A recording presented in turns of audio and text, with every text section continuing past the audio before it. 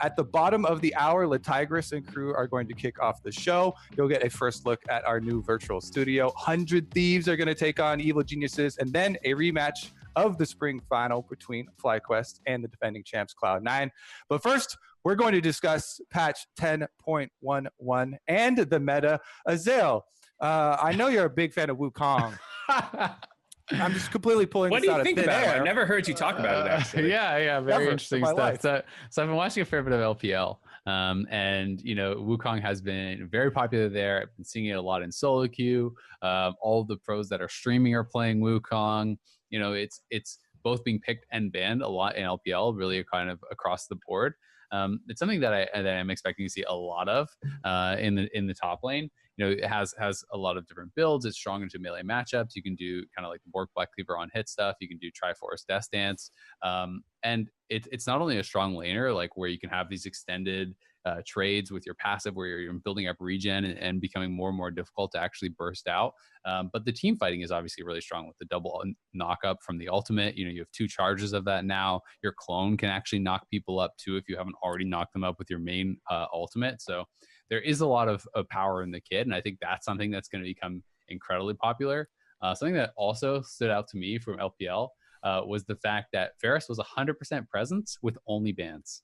So very clearly, people think that Varus is really, really strong right now. He for sure is. And for the live patch, he's getting a nerf, but we are going to be starting the LCS on 10-11, and he will be in full power. By the way, this is mostly lethality poke Varus, which goes really well in combination with a lot of the other trends of champions. I feel like right now, a theme has emerged. It's not every OP champion, but a lot of them have this very easy to throw out non-committal damage. There's a lot of poke variations. Yuumi is OP.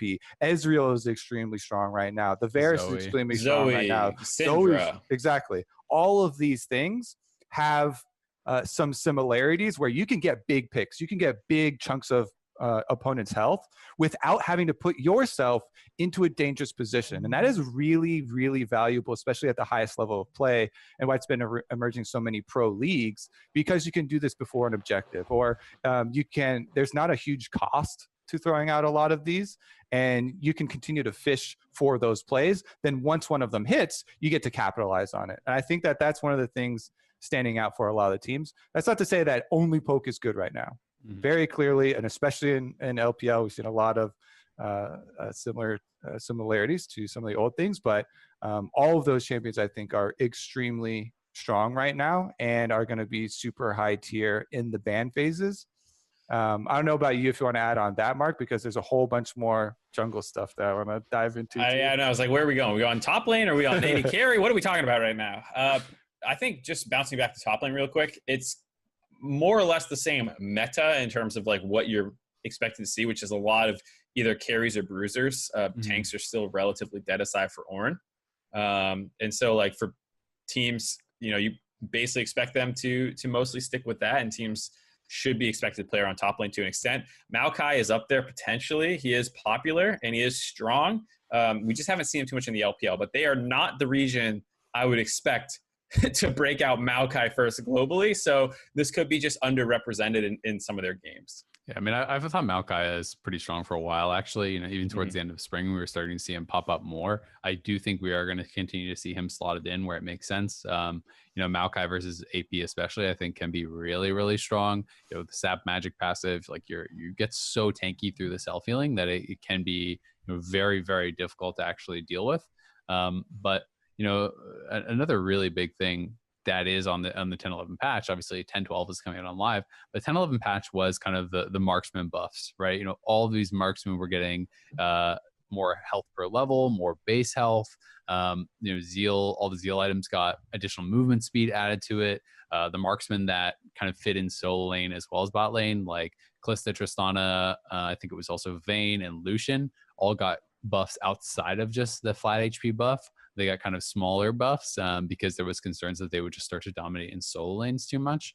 But obviously they're trying to bring more power back to the marksman role, you know, allowing them to have, you know, a little bit more ability to kind of survive through some of this burst with some of the stacking HP. So I do think that will have some effect, but it's one of those things that it's like it's kind of more hidden. It's hard to really like feel the power as much with just a little bit of health, but base health and scaling health buffs can actually make a really big difference as far as win rates.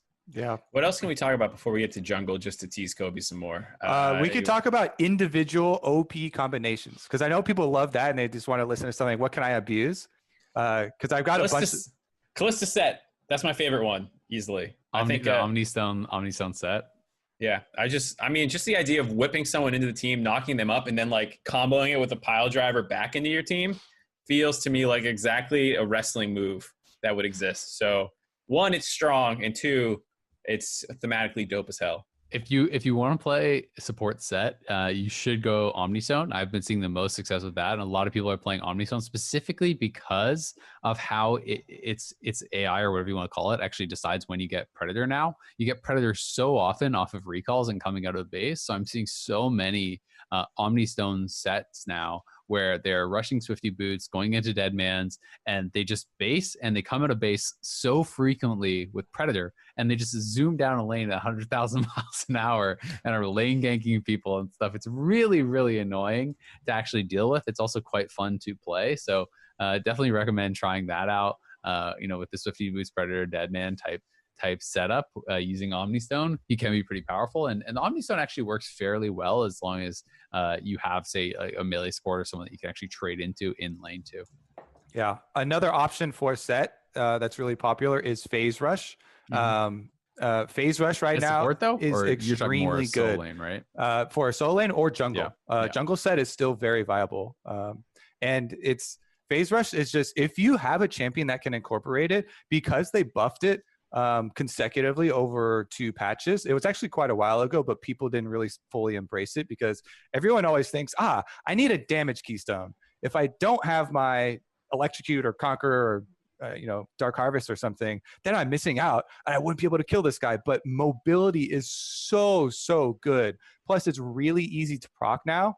And not removing slows and stuff on you is so good. That's why it's by far and away, if you are still running Fleet Footwork on Graves or something like that, and you have not embraced the Phase Rush revolution, then you are losing out. And you're easily going to gain LP if you switch over to Phase Rush. Because if you have a champion that can incorporate it, like Graves or something like that, and can bully you, it's just so much extra chase down power and escape power, which is something that people really underestimate. For a lot of champions that do commit, and getting off your proc is very easy to do. It can allow you to turn a champion that is normally thought of as a one-way ticket, engage only, to having complete safety. One thing I will caution against for top lane, if you're going to go Phase Rush on set, make sure it's in a matchup where they need to be kiting you, right? Or it's like you're trying to chase them down. Because if you're going like Phase Rush into like Aatrox server and you're just sitting there and slapping each other and they have Conquer, it doesn't work out so well for you. But it can be really good, especially into things like, if you're playing against like a Jace or whatever, like you're talking about, if you can get him with the clap and proc that Phase Rush, he can't really kite you. You can chase him down and beat him down, and it can be really strong in those types of matchups, which is pretty cool. Spoiler: all the Jaces are going to run Phase Rush now too. So this is kind of. Then you get Deadmans and Swifties. It's battle of the speed. This is the arms race. I've been seeing. Just everybody's trying Phase Rush on whatever is your champion. If you feel like you can incorporate it, there are a lot of good uses for it. Moving on to more OP stuff, though, I have some like specific combinations.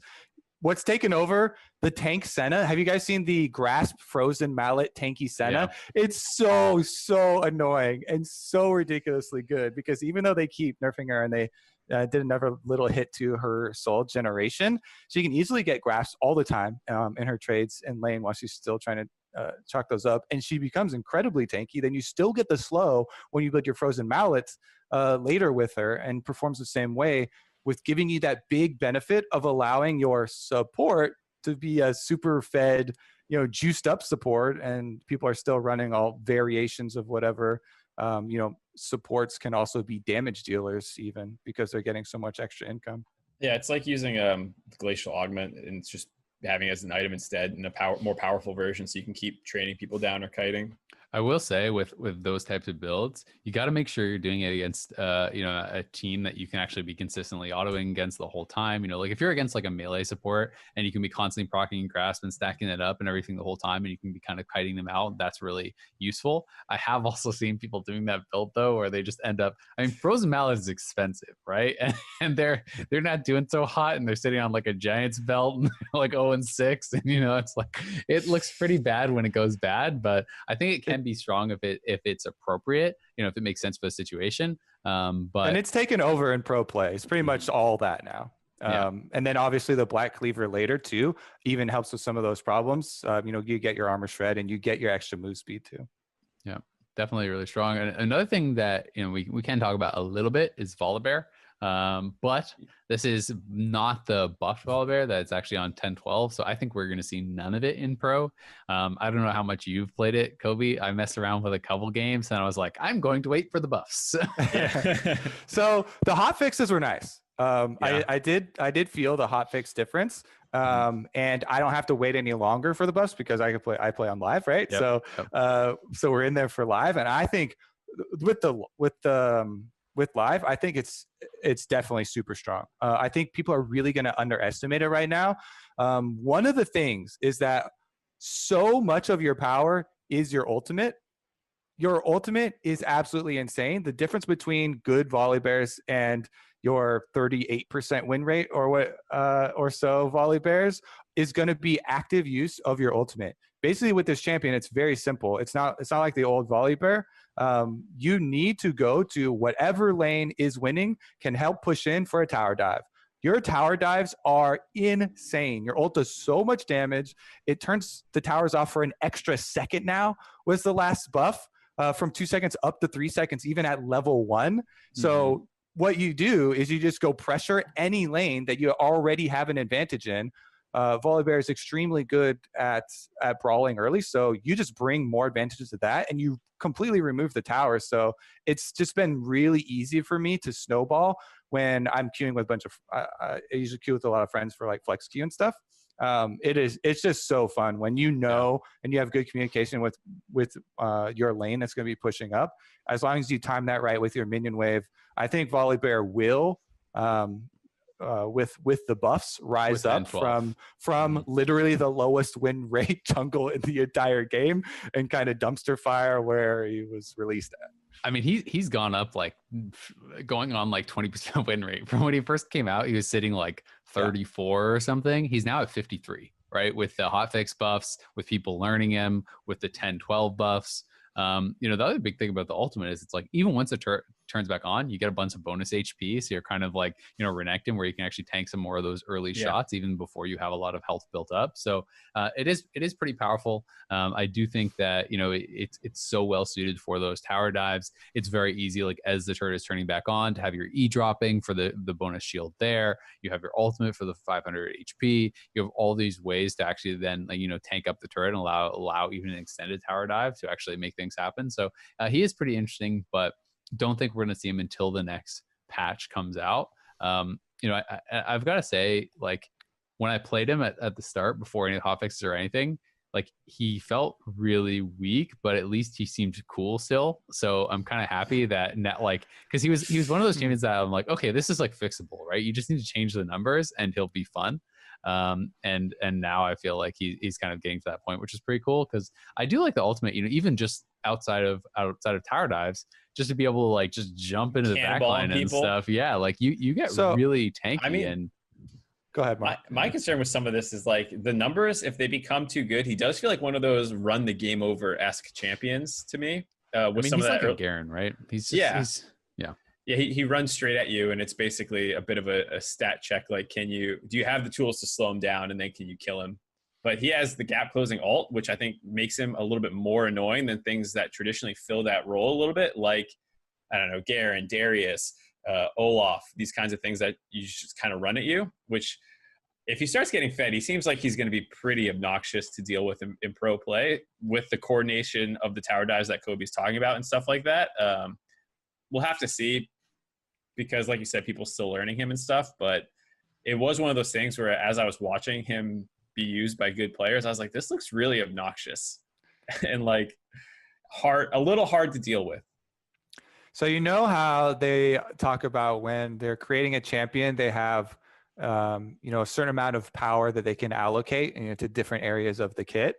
This is to me the one when I was playing it, I was just like really underwhelmed with before I hit level 6, and I was like, oh, okay, it's like, yeah, I can like shoot my E. It's kind of ranged now, but I really want to be in it for the shield. And I get this. Okay, I stun them instead of flipping them.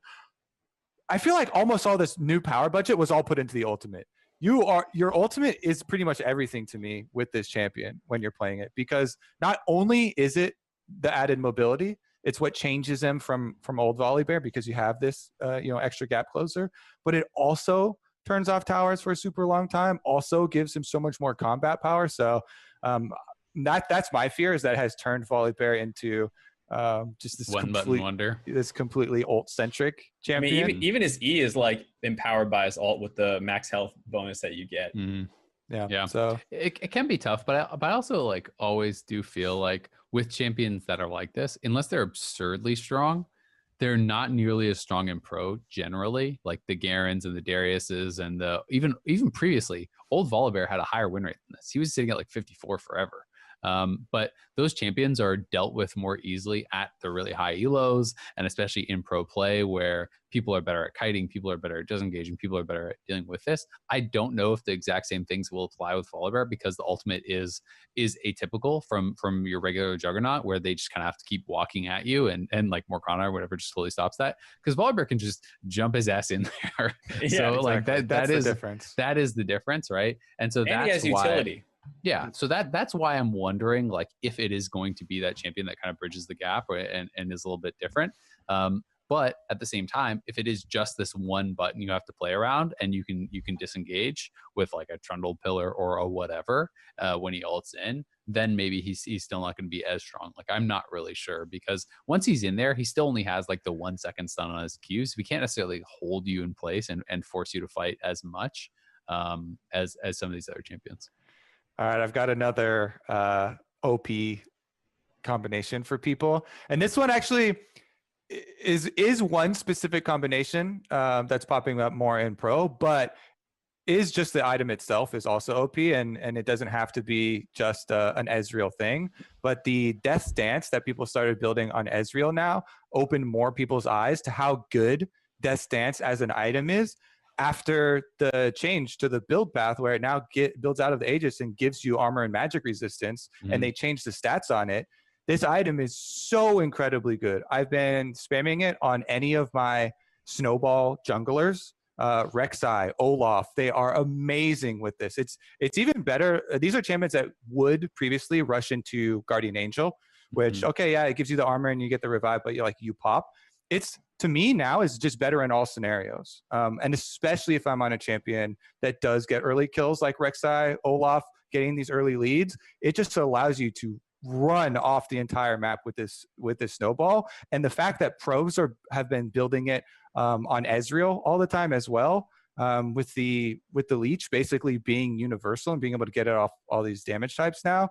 It just feels like it has so many applications. I honestly would not be surprised if down the line they pull back a little bit on this item, because I feel like right now, especially if you're in solo queue and you're looking to carry, if you get any sort of lead, you should definitely build this People item. just start drain tanking you like crazy if they're ahead with Death Dance. And one of the things that I think makes it feel so good on marksman, and I've been trying it on some other marksmen too, not just Ezreal, is that one of the things I always felt really bad about is, say there is a lethality stacker and someone has spell pen, right? You're fighting against like the Rengar LeBlanc. Which one do I build? Exactly. It's like, do you get the Hex Drinker? Do you get the PD and try to not get like one shot and hope that saves you? Like, how are you supposed to itemize here to not get one shot, right? And Death Dance really does feel so incredibly efficient. Even games where it's like, it doesn't have to be as extreme. It can be like, a Syndra mid who's going to have spell pen, and they have a Jace with some lethality in the top lane or whatever.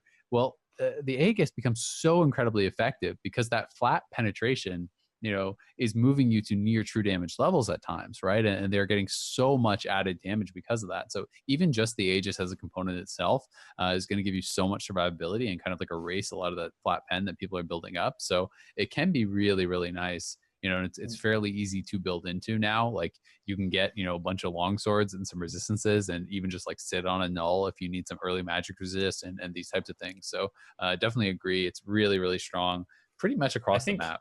One of the things you made the wrong point on is those that feels good on marksman, because nothing feels good on marksman. If you hadn't heard, they are again complaining. The marksman players. Marksmen are always complaining. I know this is the newest wave, so I don't know. Yes, they are always complaining, and their experience did get nerfed. So yeah. I there's always a gray area, and I do agree with you, about the complaints, but I also recognize the experience changes definitely did. Level discrepancies are frustrating because I feel it as a jungler, and we've gone through ups and downs as well, and I'm like, all right, I feel a lot better about ganking bottom lane in the current state. And oftentimes I will try and get a solo laner ahead because they can also carry really hard, with the solo lane experience and everything. But the bottom lane qualms about the experience. It feels bad if you feel like you're laning well and you look up and the mid laner's 3 levels above you or whatever, right? Or 4 levels above you or something, like that. I get that. And I also know that there was I saw this clip. I don't know all the context to it, but a lot of people were complaining about like Kassadin killing Sneaky or whatever. And Sneaky's like 15-1 on Jhin or something. But at the same time, it's like you have no MR. You're playing against this champion that has his stacking full combos you and full combos you. And that's just kind of the way some of those champions work. At the same time, obviously there are situations in which marksmen are incredibly strong. And the other thing that I think people often overlook is that marksmen become more and more powerful with the other pieces around them. The more defense you have for the marksman, the more support you have for the marksman, it amplifies their power incredibly high, right? They become better and better in those types of situations. Like the Jhin is maybe pretty strong alone, but the Jhin with like a Lulu speeding him up and shielding him and like someone peeling for him and all these types of things, like they have such consistent high damage, right? And obviously there are frustrations with marksmen, there are issues with marksmen, but like using like a cherry pick clip like that as an example never really works for me, because I play a lot of Vayne, and you could just take clips of me on Vayne, insta killing 4,000 HP armor stacking tanks, right? And like that feels pretty bad for them. I know it does. I just need a Rage Blade and a Bork, and it doesn't matter. You can have 6 defensive items. You're getting limited attack speed marksman versus assassin in a 3-second window is never going to be a fair representation of what those champions are designed to do. Yeah, I do think that they need a little something there with the all the changes that I've gotten to experience. It's funny, actually, though, that you specifically pull up the clip and mention Kassadin, because that champion, everyone's always has their eyes on level 16. And with the changes to solo lane experience, it is quicker for Kassadins to get to level 16. And that is a champion that I am expecting to be in pro play when we come back as a counter pick for sure. I think that the window to try and abuse Kassadins before they get to this point, and it's super low cooldown, by the way, and your ultimate is one of the main things. Right? Everyone's always looking at level 16, your rank 3 ultimate, obviously. But I think that he's going to be one of the big ones that does emerge, especially as we look more and more closely at pick and ban phase. It's going to be really interesting about hiding these counter picks, and flex picks are going to be very important at the beginning of summer. Yeah. I mean, the rub on Kassadin's always the same thing about like his early game. You can get to 16 faster, but is he any better at surviving until then? Even if it is 2 minutes earlier or something, is still a concern, especially with some of the jungle stuff and how strong and invade heavy they are. If you have a mid laner who's functionally useless pre-6 in terms of collapsing and helping in those kinds of situations. And wave clears non-existent. Yeah, and your wave clears non-existent. It feels like if I'm like the Graves Trundle matchup, which is a very popular one right now, like that would just feel miserable if I had Kassadin not to help or anything like that. Now, obviously, you probably shouldn't pair those two together, which you can say is a draft mess up, but it is one of those things which is why there's more limitations on drafting the Kassadin than there are for a lot of champions. All right, well, that's going to do it for our segment here. If you guys want to watch the beginning of the dive with our power rankings, you can find our episode on YouTube, Spotify, Apple Podcasts, Google Podcasts, and Stitcher. Episodes will return to Wednesday throughout the split, thanks to Honda's support. Thank you, Honda. I have a Civic. It's great. Stick around. We're going to go to a countdown before Friday Night League continues, where we can look forward to a rematch of the spring finals between FlyQuest and C9.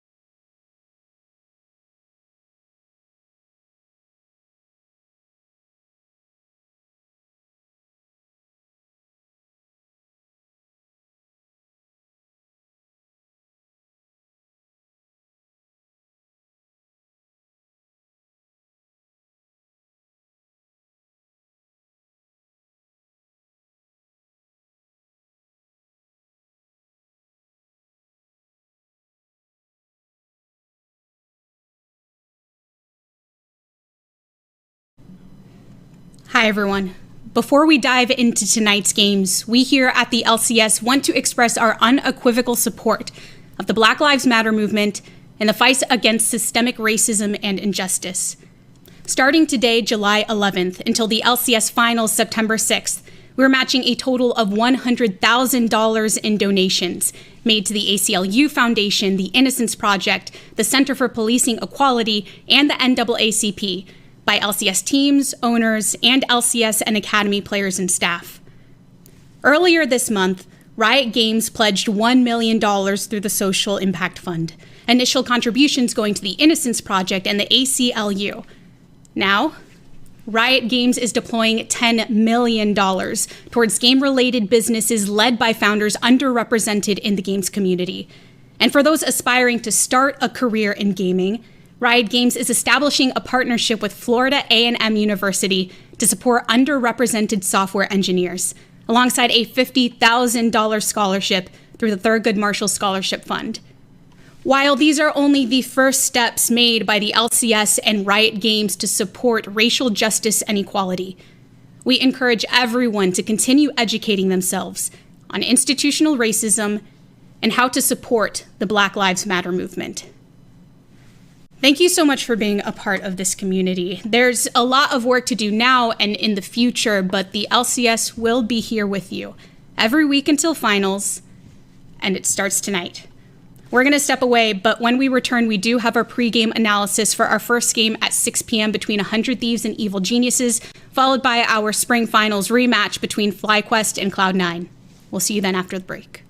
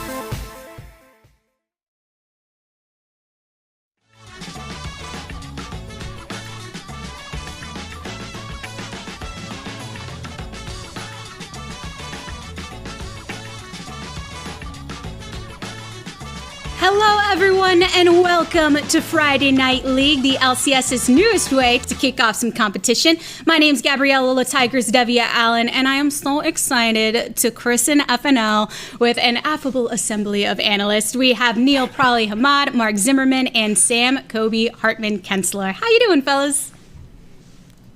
Very good. Okay. Very good. LCS is back. Good vibes all around. We're kicking off the weekend. We're about to get into some summer split. Now, Prawley, any craziness from you between spring split until now? Any surprises you got for us? I guess the biggest surprise is I found out how terrible I am at cooking, and that's what I've been doing with this break. I'm trying to figure out how to cook. It's just not working. Everything is just getting burnt and undercooked. It's awful. Do you have a star dish or no? I can make chicken, kind of, but it's Fair. hard. It's not a dish. Chicken's an ingredient. I'll put salad on the side. Chicken. I was salad, gonna boom, say I'm done. my peak is a can of chili that I can heat up the chili. So probably's got me beat. Oh, Maybe man. a little bit. 1% Yo. higher. What about you, Kobe? Anything crazy happened to you in this off season?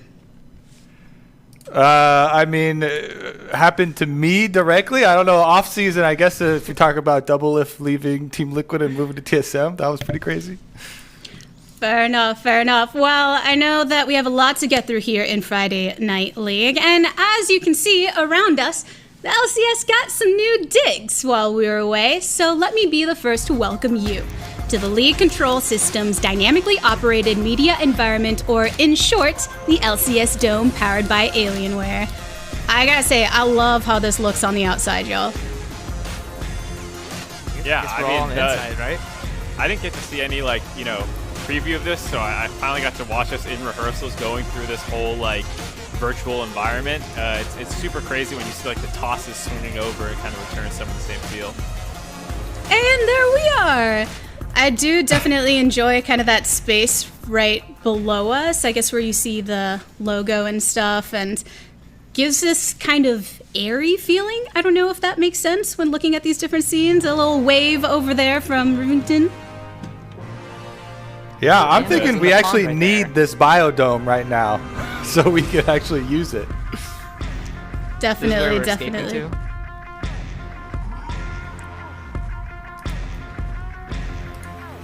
There we go. A little bit of thing there. But everybody, I hope you're enjoying what we have around us, everything that's to come.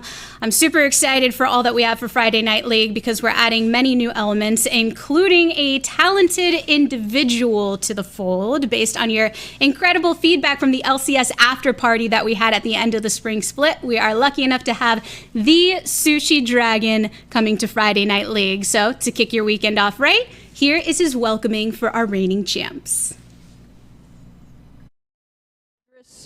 I'm back! How you doing, LCS?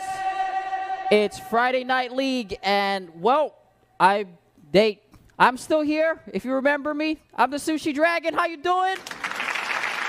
They kind of just left me here. But first, I want to say congratulations to C9, the reigning champions. Oh, will you look at that? Deborah. Yes. I didn't know you were a C9 fan. I didn't know you were a C9 fan. Deborah must not heard me. One more time. I didn't know you were a C9 fan. Of course. I love you, Sven. Let's go C9. Aww. Let's go C9. Let's start today's segment with a song. How's that? Cue it up.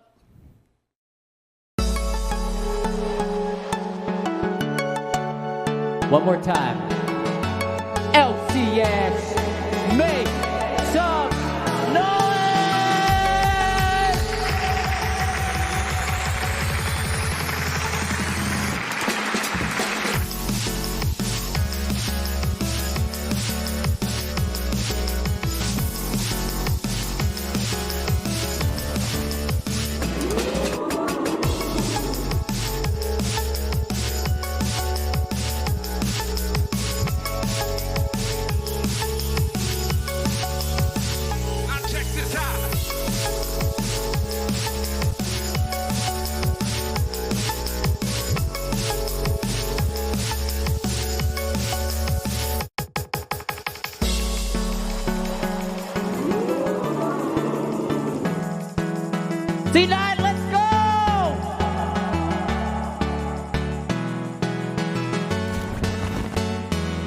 Yo, give me some backup dancers here with me.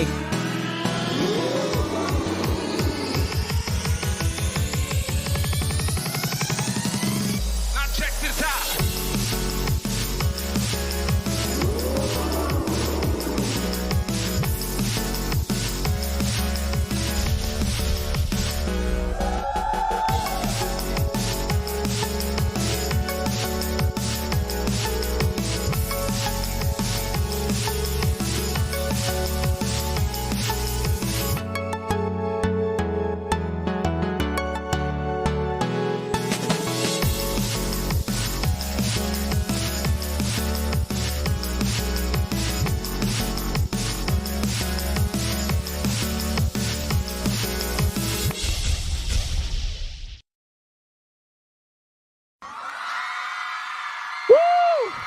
Wow, that was exciting.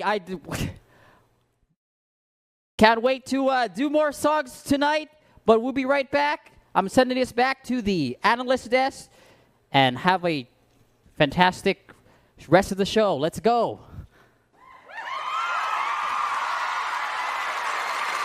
Thank you, Friday Night League.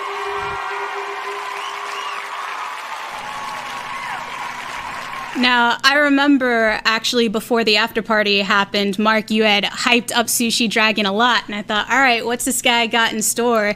So as somebody who advocated for him pretty extensively beforehand, how happy are you to see him as a regular part of Friday Night League?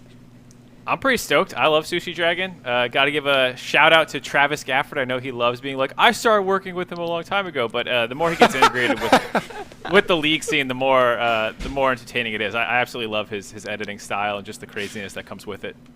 Yeah, I got so engrossed in what he was doing after the after party and his explanation of it all, so I hope everyone's looking forward to it just as much as we are. There are a lot of things that changed in the off-season between spring and now, and a lot of that included rosters, so I thought to myself, I love that Dracos, Flowers, and a lot of the members of the LEC crew have been taking a stab at rapping, and I wanted to give it a try. So, for our update on all of the changes, I'm going to hand it over to Gabriella La Tigress Devia Allen for a totally not at all whatsoever pre-recorded Friday Night Freestyle.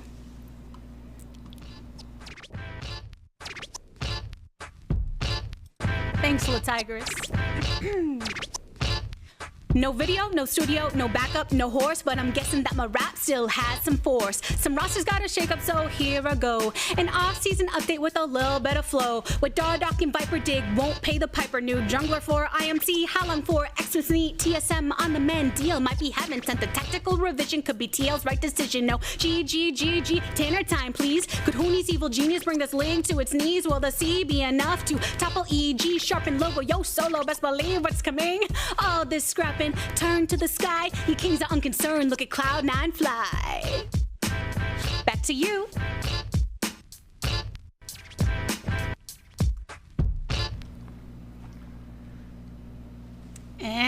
So, starting with Cody. I liked it. Yeah. Let's go. I like it. Is it really freestyle if it's pre-recorded, though? I mean, I want to see you bust one out live at some point. It could have been freestyle first time. That was first take, by the way. Yeah, I did do it live. Like, it was one when I did it. Oh, okay, live to tape. You know? Yeah, okay. So, and if you watch Sway in the Morning or anything, I mean, looking at how they do it, I highly doubt it's all right on the spot. So that's my defense of it. But I think I covered most of the updates there. I think as far as what we need to go over, would you agree probably? Did you get everything that you needed, or do you feel that we have to talk about this a bit more? Let's see. I think the biggest one for me, I mean, you started off with it with Dardock, tapping on him. I think that's probably the biggest one I want to talk about, because every single split that Dardock's on a new team, I always say, this is his last chance. This is the roster that he's going to work with. This is the meta for him. But I was just looking at it through the wrong lens. I finally realized this guy's just a social butterfly. Like, this guy's insane at networking. He's with 7 different teams. Like, that's 7 like GMs that he knows, 7 different coaches, with like 28 other players he's played with. Like, this guy just knows how to network, and that's the most important thing in this business. I think for me, I look at it, it's like you get motivation on like those revenge tours you hear people talking about and going against your former team. Think about how much motivation Dardoch has with 6 former teams. Like, that's over half the league that you're extra motivated to go up against. It's actually every so game's smart. a revenge game. People are thinking about it the wrong way. They're thinking, oh my God, this guy is so toxic. He gets kicked from all these LCS teams. He's never going to have another chance getting back on teams. But what about the fact that every time he gets kicked, he gets picked up again? You got to focus on the positives here. He's still able to make it work. That's the thing. And as far as what we have with these roster changes going down, and we have to dive into these hot takes a bit further with Dardoch, for instance. I think on top of the fact of networking, who doesn't want a complete closet with jerseys from every single team in the LCS? And I do feel like he is actually within arm's reach of that mark. Doesn't he have, I mean, how many teams has he been on at this point? This is his 7th, I believe. And the cool thing is, you know, sometimes teams rotate out. There's new teams join the league. You know, you could, in some part, play on more teams than there ever were in the league because Echo Fox is gone now, but he's got that one. So who knows? Maybe he'll get up to 11, 12. Who knows? Yeah, could just keep counting on up and up. But he's not the only one that ended up switching things around this time around. So, Xmithy. We're not going to be seeing him here on IMT starting in week number 1. I mean, what do we have to say about that? Oh, God. I mean, the just decision to bench Smithy is one that I feel like we haven't gotten great clarification on. Immortals put out a 9-minute video where they kind of talked about it, and they're like, oh, yeah, we started scrimming 4 weeks before other people with internal scrims, trying to find the best roster that we could and think about synergies and stuff. But then in that, they didn't say, like, we think this is the best roster to win right now. They said that they mentioned 2021 and looking forward to that. They also mentioned going to Worlds. They also said that this roster is still subject to change. So to me, this just feels like a total crapshoot in that it's somewhat of a punt until 2021, but also still not really wanting to say that while trying to get the best of both worlds, but getting none of it. And it's not even just Xmithy either. They're also benching Hakuho. I mean, these are some of the players that people are looking to on this team as some of the best performers and some of the most experienced players in the entire league.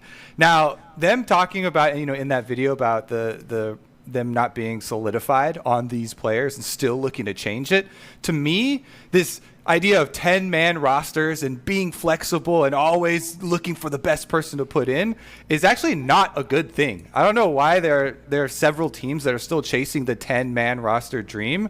To me, that is actually always a bad thing, and it's more a symptom of a deeper-rooted problem where they haven't been able to figure out in one of the longest downtimes that we have ever had in the LCS, you know, with MSI getting canceled and everything. They haven't been able to figure out what roster they want to field. They haven't been able to do enough, you know, with their coaching staff. And then if you're constantly switching out people during the season, you're always playing catch up, and you're failing to build synergy and build on the successes that you're able to get early in the season. And with that, probably, how worried do you think that IMT should be in the sense that a lot of that experimentation is often left to the spring split, but now we're in summer split. You're really trying to get into that final form for the push for a Worlds qualification, but you're still in this indecisive spot. Yeah, like Mark was mentioning their video, they do mention that they're kind of, you know, tossing out their philosophy they had for spring, which makes sense in the terms of, like, the spring just didn't go well, but this is not the best change to, like, go with that kind of philosophy. Like, Xmithy was such an important part of that team because most of their wins were on the back of stable late game plays, and now taking away probably, like, maybe one of the most controlled junglers in the league, that's gonna suffer a lot. So maybe this new philosophy means they're just gonna, you know, try to play really aggressively, and I don't know. This has got to be, they have to prove this was the right one because it doesn't look like it on paper. Now, before we get to the last big hitter of the roster changes, Kobe, I believe we have some breaking news that just came through today, right? Yeah, I mean, TSM announced more changes. TSM's always in the headlines, but today was pretty cool because right before the show, they put out another announcement, and they're moving Parth again back to a coaching position, which is another cycle in the TSM history books here. They've re-added Double Lift, and now they've re-added Parth as well. I feel like piece by piece they're starting to put together the old form of TSM where they actually found so much success. But this one to me was actually really interesting because Parth has not been involved in strategic League of Legends for a long time. So if they're moving Peter Zhang back to Academy and bringing up Parth, it seems more like a figurehead move, and Double Lift and Bjergsen going to have just bigger voices in running that team. So it seems like it's going to be more of a player run coaching and strategy to me. As they, even in their announcement, they cited Double Lift and Bjergsen both asking for this move. What do you guys think? I don't know. It's just one where, as you go back, it's not like, it doesn't sound like a ton of confidence behind it. I know they asked for Parth to come back, but I also know that they were looking for other coaches in the offseason too. So it definitely feels a little bit, I can't tell if I should be excited or not. And I love Parth too. So it's just like, as a lot of things with TSM right now are, you can't really put it into words. It's both hype and not hype at the same time. And probably we're talking about the switching up of rosters and things, and you look over at Evil Geniuses, an interesting situation with the top lane picking up Huni but still having Kumo here. So what does that add to that dynamic between those two players? I mean, I think Kumo's pretty safe. He should be pretty happy for this summer split for sure, because there is no way in hell that EG is going to remove Bang or Jizuke. Those are two way important roles on the team that they've kind of identified how to play with them. So I think Kumo's safe, and I think his role now is going to be like how much he can develop in this summer split. Like, I know spring was not great for him, so this is kind of his time for, like, I'm either going to be a really successful carry top player, which is going to be pretty hard in this kind of climate, or he's going to have to be like that rock that like Licorice always talks about top lane being. Like the way Solo came into FlyQuest and was just that rock. He was putting out pressure on the map, but also like didn't take all the resources in the game. So I think that's what he has to decide for this summer split. And speaking of this new pickup, I mean, as far as our first match here for the summer split, it is EG versus 100 Thieves. And while we know what the Evil Geniuses roster is going to be, Kobe, do you think that it's ever worth benching Bang to bring in Huni? I mean, that is a really tough question. I personally think that this game would be the game where they would show their hand if they were planning on doing that, because going against 100 Thieves, they've got someday, one of the best top laners that you're ever going to face in the LCS. That is a big part of 100 Thieves win condition. If you have plans of switching in Huni, it would have been in this game. And since they've elected to keep in Kumo, I doubt that they're actually going to use Huni unless something really exceptional happens in practice during the summer split, because taking out Bang is a big cost. Bang was such a huge part of EG's win conditions in spring split.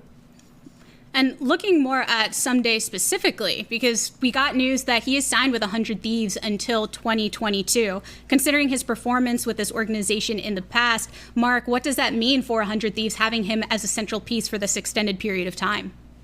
Feels like they secured themselves basically a top 3 top laner for the next couple of years. That's a huge pickup, and one that I think people have not given enough ups to, enough credit to for Papa Smithy, signing him for this long. He's an incredibly talented player, and I think it's great that they've secured him for this entire time, because now you have something solid to build around the whole rest of those years. And while that top lane has been a solid pillar for 100 Thieves, a lot of questions have surrounded the mid lane. And in this case, the matchup for our first match of the day is going to be Jizuke versus Ryoma. Probably a lot have talked about the improvement made by Ryoma towards the end of the spring split, but what do you make of him coming into this first match? No, I think Ryoma did a really good job of growing, and I think towards the last half of the split, we actually got to see kind of more of how his style of play is going to come along. But when you look at the head-to-head matchup right here, the biggest thing that you can see is the solo kills from Jizuke are 11 compared to Ryoma's 2.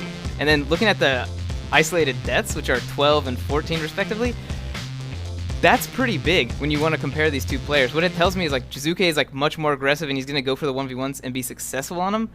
And on the other hand, like, Ryoma doesn't look like the guy who's like trying to go for the 1v1s, and I think that's what he's kind of growing into the team to be, is more of this like mid laner who can like give back and be self-sufficient, and not the mid laner who's going to like win or lose you the game every single time.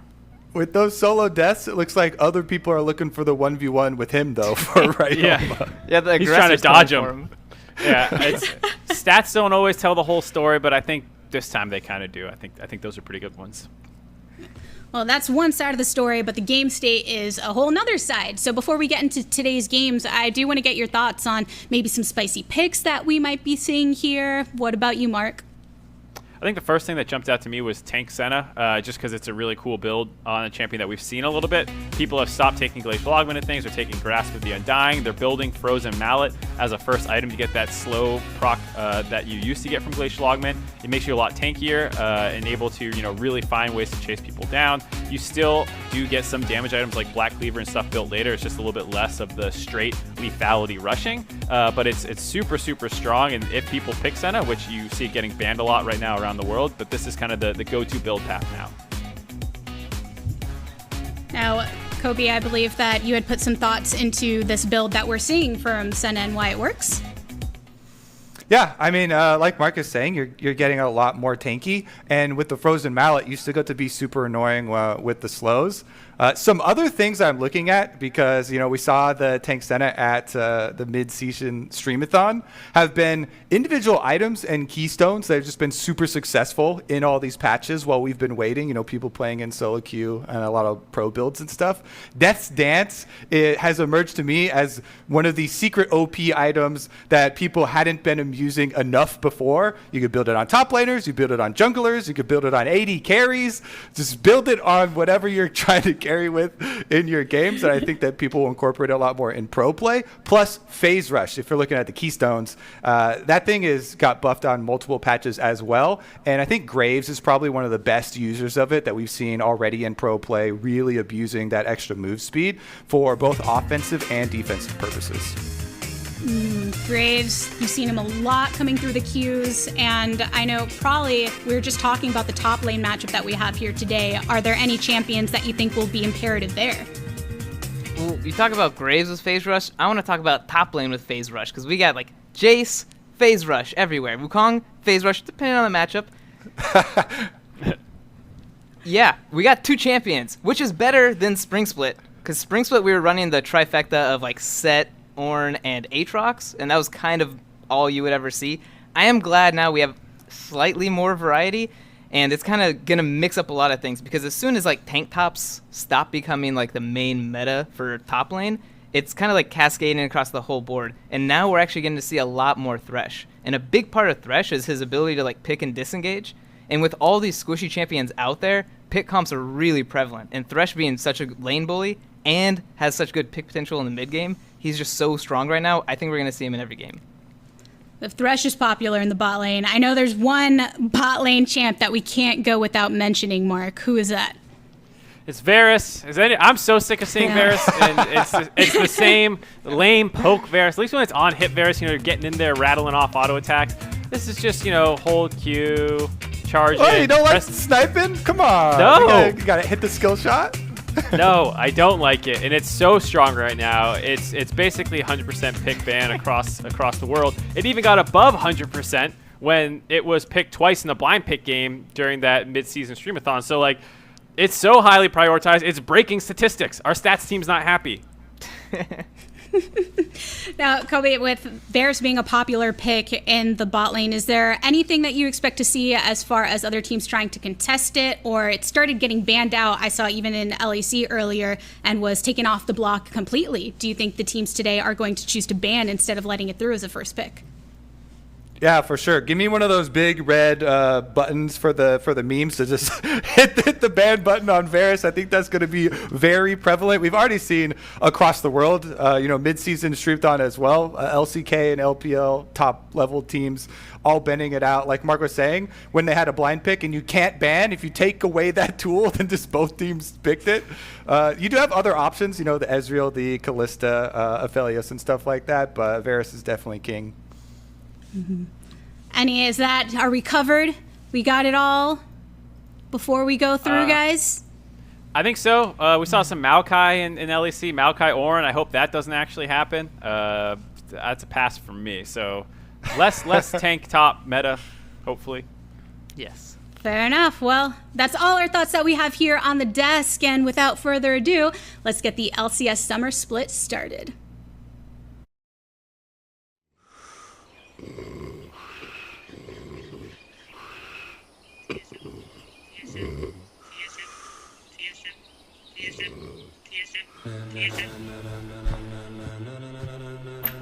Ladies and gentlemen, ladies and gentlemen, are you ready? Are you ready? Get ready, dog. Get ready. Get ready.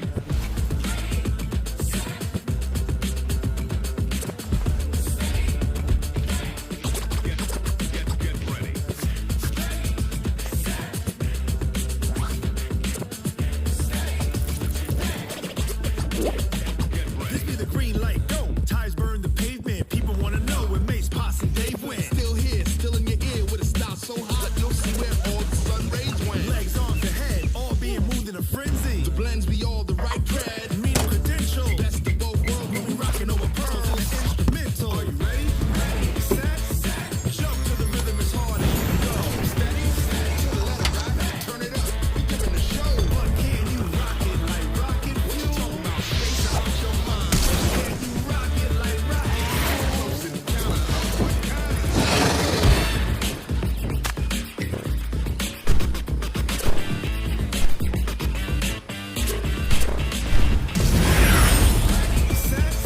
Jump to the rhythm as hard as you can go. Steady, to the letter ride. Hello and welcome everyone to the LCS Summer Split. I am Freak. Kobe, are you ready? Let's go.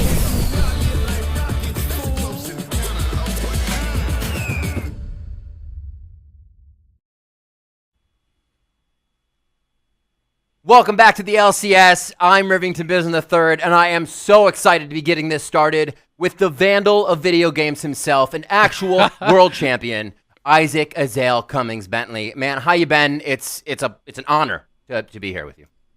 Yeah, man, it's been a while. I'm feeling good. I'm excited to be back. Have some LCS games finally underway. Without MSI this year, it just feels like it's been so long. Since we've had these LCS teams playing. We're not even in a game yet, and I can feel the adrenaline. It's going. My heart is beating. I'm so ready. 100 Thieves versus EG, followed up by FlyQuest and Cloud9. We'll be jumping into Champion Select for 100 Thieves versus EG in just a moment. But what a game for these two to be starting. 5-6 for 100 Thieves last split. EG finding themselves in second, and then finally for the split itself, and then third after playoffs. So EG definitely proving themselves a little more than I thought. I think people were thinking coming into the spring split. I mean, yeah, when you look at where they started, at the beginning of spring to where they actually ended up, this is a team that I think improved by leaps and bounds throughout that spring split. Jizuke was a guy who everyone was pointing to as more of a loss condition than a win condition at the beginning of spring. That he was really struggling, getting caught out, being punished heavily throughout spring. He not only managed to reduce how often he was getting caught and punished, but he was able to maintain his really high level of aggression, and really is being born as kind of the star of this team. He has been a monster mid laner and really one of the most impressive solo carry threats in the league. And then on the other side, you have 100 Thieves, who also has kind of been on this journey of development, right? Ryoma has been improving. Papa Smithy and 100 Thieves, the whole team talked about, this player and their confidence that they have in him. Also his ability to improve over time. There's a lot of young guys on this 100 Thieves squad. When you look at Ryoma, Cody-san, Stunt, and they're paired alongside Someday and Meteos, two of the kind of biggest veterans in the scene. And there's so much room to grow for them, and both these teams really have been getting so much better. I love that you point that out with Cody-san and Stunt having been switched in and out recently themselves in the past few splits. Well, someday from the Academy team back to the LCS team. So you're right, those transitions they're making as they grow, and we are starting to see where this team's ceiling might be because they haven't reached it yet. They're still going up. Picks and bans, or I should say picks have started after the bans. Ornn, safe pick someday towards that top side of the map. And the Aphelios coming out for Bang. Looks like they're going to put power in his hands right away with the Yuumi to start off the bot lane. Going right away. Yeah, very interesting. I'm wondering if they're going to pick up something like the Olaf for the jungle too. People do like some of these kind of aggressive Juggernaut style junglers to be paired alongside the Yuumi. If that can really work well to help snowball games. Nothing too surprising just yet as far as picks and bans though. With Trundle banned out, the Ornn blind pick becomes very, very good. We saw a lot of tanks today in LEC. Ornn, Maokai, even Cho'Gath coming through. And Varus is actually, across the top 4 regions, has 41 bans, only 1 pick so far. There he is. LPL, LEC, etc. So, make it 42, I guess. The only player who has actually gotten to play it in pro play so far in those top regions is actually Perks, and he went 909 on it. So I think Varus is going to stay on the ban table for quite some time. And Azale, you spoke about the Olaf. They take it away right now. Medio says, I'll take it. We don't have to place another ban on it second time around if they don't pick jungle here on first phase. And they kind of save themselves a slot. But they will. Kindred will be there, so a bit more safety in the brawls that will kind of be centered around one spot for a moment. You're going to get the Ornn Horn. You're going to get Olaf running in. We're going to want to save that area. It is very interesting because a lot of people do like Trundle into the Olaf. So, by banning out that Trundle, by picking the Yuumi, it does kind of show, from the side of EG that maybe they wanted that Olaf. But that being said, Kindred can actually work quite well in this meta. A lot of the scaling farming junglers people are really kind of enjoying in this style of gameplay where the junglers are getting more experience, more gold, and just overall are kind of at a more powerful level. Kindred can also work actually quite well into the Olaf, being able to dodge out with that dance of arrows. If you can avoid the axis, you can actually win some of those skirmishes early on, but you do have to be very careful about never face checking the Olaf, because if he catches you, face checking him in a brush, he hits that first axe, you will be losing that duel for sure. We'll have to see how the lanes play out here in the early game to see if anybody can assist with that situation if it does come about. I mean, right now we don't have a equal to that top laner for someday. We're still waiting on that as bans go through. Top was not focused as we see the Bard and Karma, which is getting much more play out. And Twisted Fate and LeBlanc over from 100. Yeah, really interesting stuff. We've actually been seeing a lot more TF coming out in pro play, so far this season. TF has been played. I've seen it both as AP and AD, for that split push style. A lot of the kind of enchanter style supports being banned out. People love the Ezreal Yuumi pairing, but that was obviously taken by AG, and then they're going to take away that Karma, take away that Bard to try to deny some of those more common pairings. And we'll see where 100 Thieves wants to go with this. If they want to still stay with something, to kind of play that enchanter role. You could even go for something like a Lulu if you really wanted to work with that Lulu plus Olaf style of combo. But they can also just go for more kind of standard tank supports too if they want to play it a little bit more safe. Looking for a way to prep that fight, maybe with some paddle stars before they make their way into the front line. We also have a bit of Cody Sun firing in some Mystic shots there, and more to go in with. A really well-rounded team here, it seems, coming in from 100 Thieves. Yeah. And they're looking at, it's a fight squad on the side of Evil Geniuses, but if they don't get the fight they want, it seems like this team could fall apart very quickly. Yeah, and my problem already looking over at the EG squad is that 100 Thieves is playing very heavy poke comp, and they also have hard engage, right? So what 100 Thieves is going to want to try to do is set up around objectives, set up around towers, and Ezreal as well as this Zoe are going to poke you out. Now, usually the answer to that, the counter to that, is hard engage. Where's the go button on EG, right? It's Aatrox running forward with the Yuumi on him or something. There's no hard engage. Right. There's no way to guarantee the fight. Nautilus can even just use his ultimate as a disengage at that point. And if you do not have a way to actually force these fights out, 100 Thieves will sit back, they will poke you out, and then once you are low on health, they will look for that hard engage. So EG is going to have to be pretty creative in how they find engages, either with flanks and, a TP coming in from Kumo and a package used by Jizuke, things like this, or they're just going to have to straight up slam their lanes and be the ones that are first to that objective. Because if 100 Thieves gets to play, their style of game, I do think that their comp has a heavy advantage. You can see it happening, right? They seem like they're going to be coming out strong. I'm sure everybody's hungry. Maybe we'll kind of get the timid flutters being pushed out, but they're not on a stage, right? They're at home. It's going to be very interesting to see how they play this one out. Now we're going to be taking a quick break for competitive integrity, and then I believe we'll be back to get this game underway with myself and Azale. The summer split has started. Go. Do not go anywhere.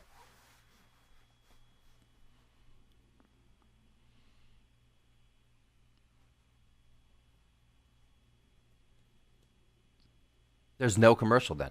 I have just been informed we never have to leave. So you shouldn't go anywhere. Oh, Come back. okay. Sit down. sit down. The I was like, wow, this is staying on us for a long time for a toss. I told you to bail. You don't have to bail. Get back here. We're getting into game right now. Summer Split's underway. The Rift is ready. Look at that. Beautiful job. The lines look good. Whoever was out there taking care of the foliage, fantastic job. And thanks for bearing with us for that short non-commercial break. We're on the Rift, Azale, and it's about to be 100 Thieves versus EG to start off the 2020 Summer Split. Even better, the waiting is all over. We're into the game, and it's looking like it's getting spicy already. Looks like we had a little bit of a level 1 move that they were trying to go for here. You know, anytime you do have that Olaf plus the Nautilus that is, you know, such a strong level 1 as far as catch, if you can tag someone with an axe, sometimes you can get a summoner out or even get a kill. So they want to try to play this pretty aggressively. You know, 100 Thieves already tried to invade on that top side and now are looking down towards this blue buff.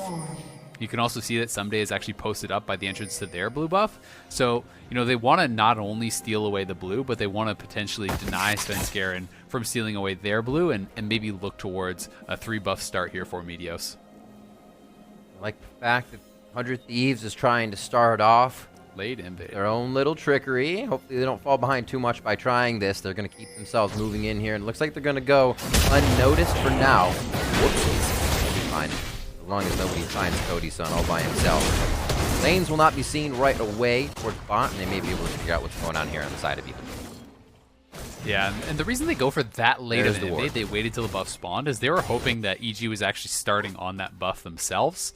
They were not. You can see Svenskeren is running right towards that blue buff. He anticipated that this move was going to be coming, so he is going buff straight to buff to stop any potential 3-buff play. And because he is playing Kindred and he can actually just hop straight over the wall, he actually avoided both of those wards. The ward in the Pixel Brush in the river, as well as that ward up by the top lane. Neither one of them spotted him. So, you know, whether or not Meteos assumes this is going to happen is another question, but they don't have that solid information. They can't guarantee exactly where Kindred has gone, and there is the possibility that Meteos may assume my blue buff is still there to grab.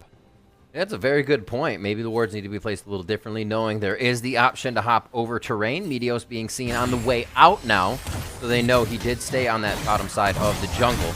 A little bit more info over to Svenskeren as Kumo and Someday trade on the top side of the map, and this should go back and forth a little bit until we get some jungler intervention.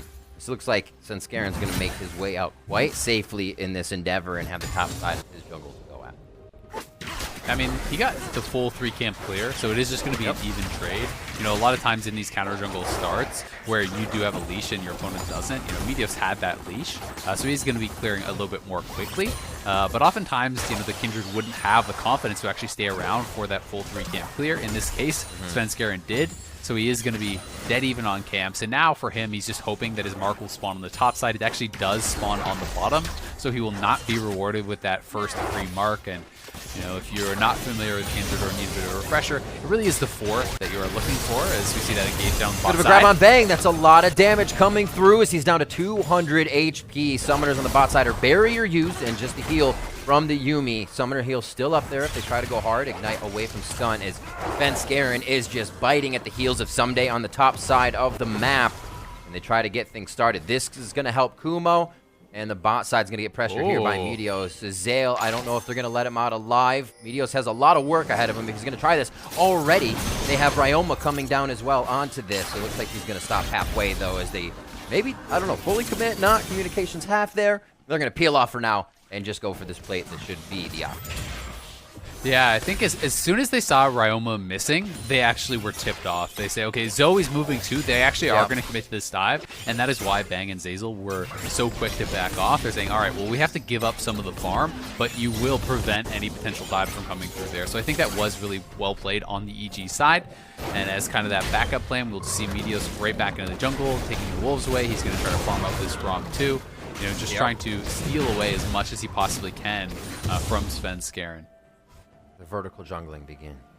He's just staying on this side, basically. I think Sven's going to try to do a little peekaboo here on the bot side of the map and figure out what's going on. Get a few wards in. He's going to say, okay, this is gone. That probably means the bottom half is gone, or at least know what's happening here. He did make himself present top. Why we saw Meteos getting so much in the jungle. Press the attack Kindred versus the Conqueror Meteos. Really looking to find Meteos somewhere and maybe pop him for some damage and really make his jungle life a little bit harder. Even though Olaf doesn't do much. Roaming around with Stunt, though. They almost call FlyQuest on his own. Yeah, and you know, I do think that the reinvade there was actually really smart from Meteos. Once they saw that the dive wasn't going to work, he did steal away those camps, and this is something that Svenskeren likely cannot match, right? You know, this is not where he is going to have parity by stealing away the Wolves and the Grom.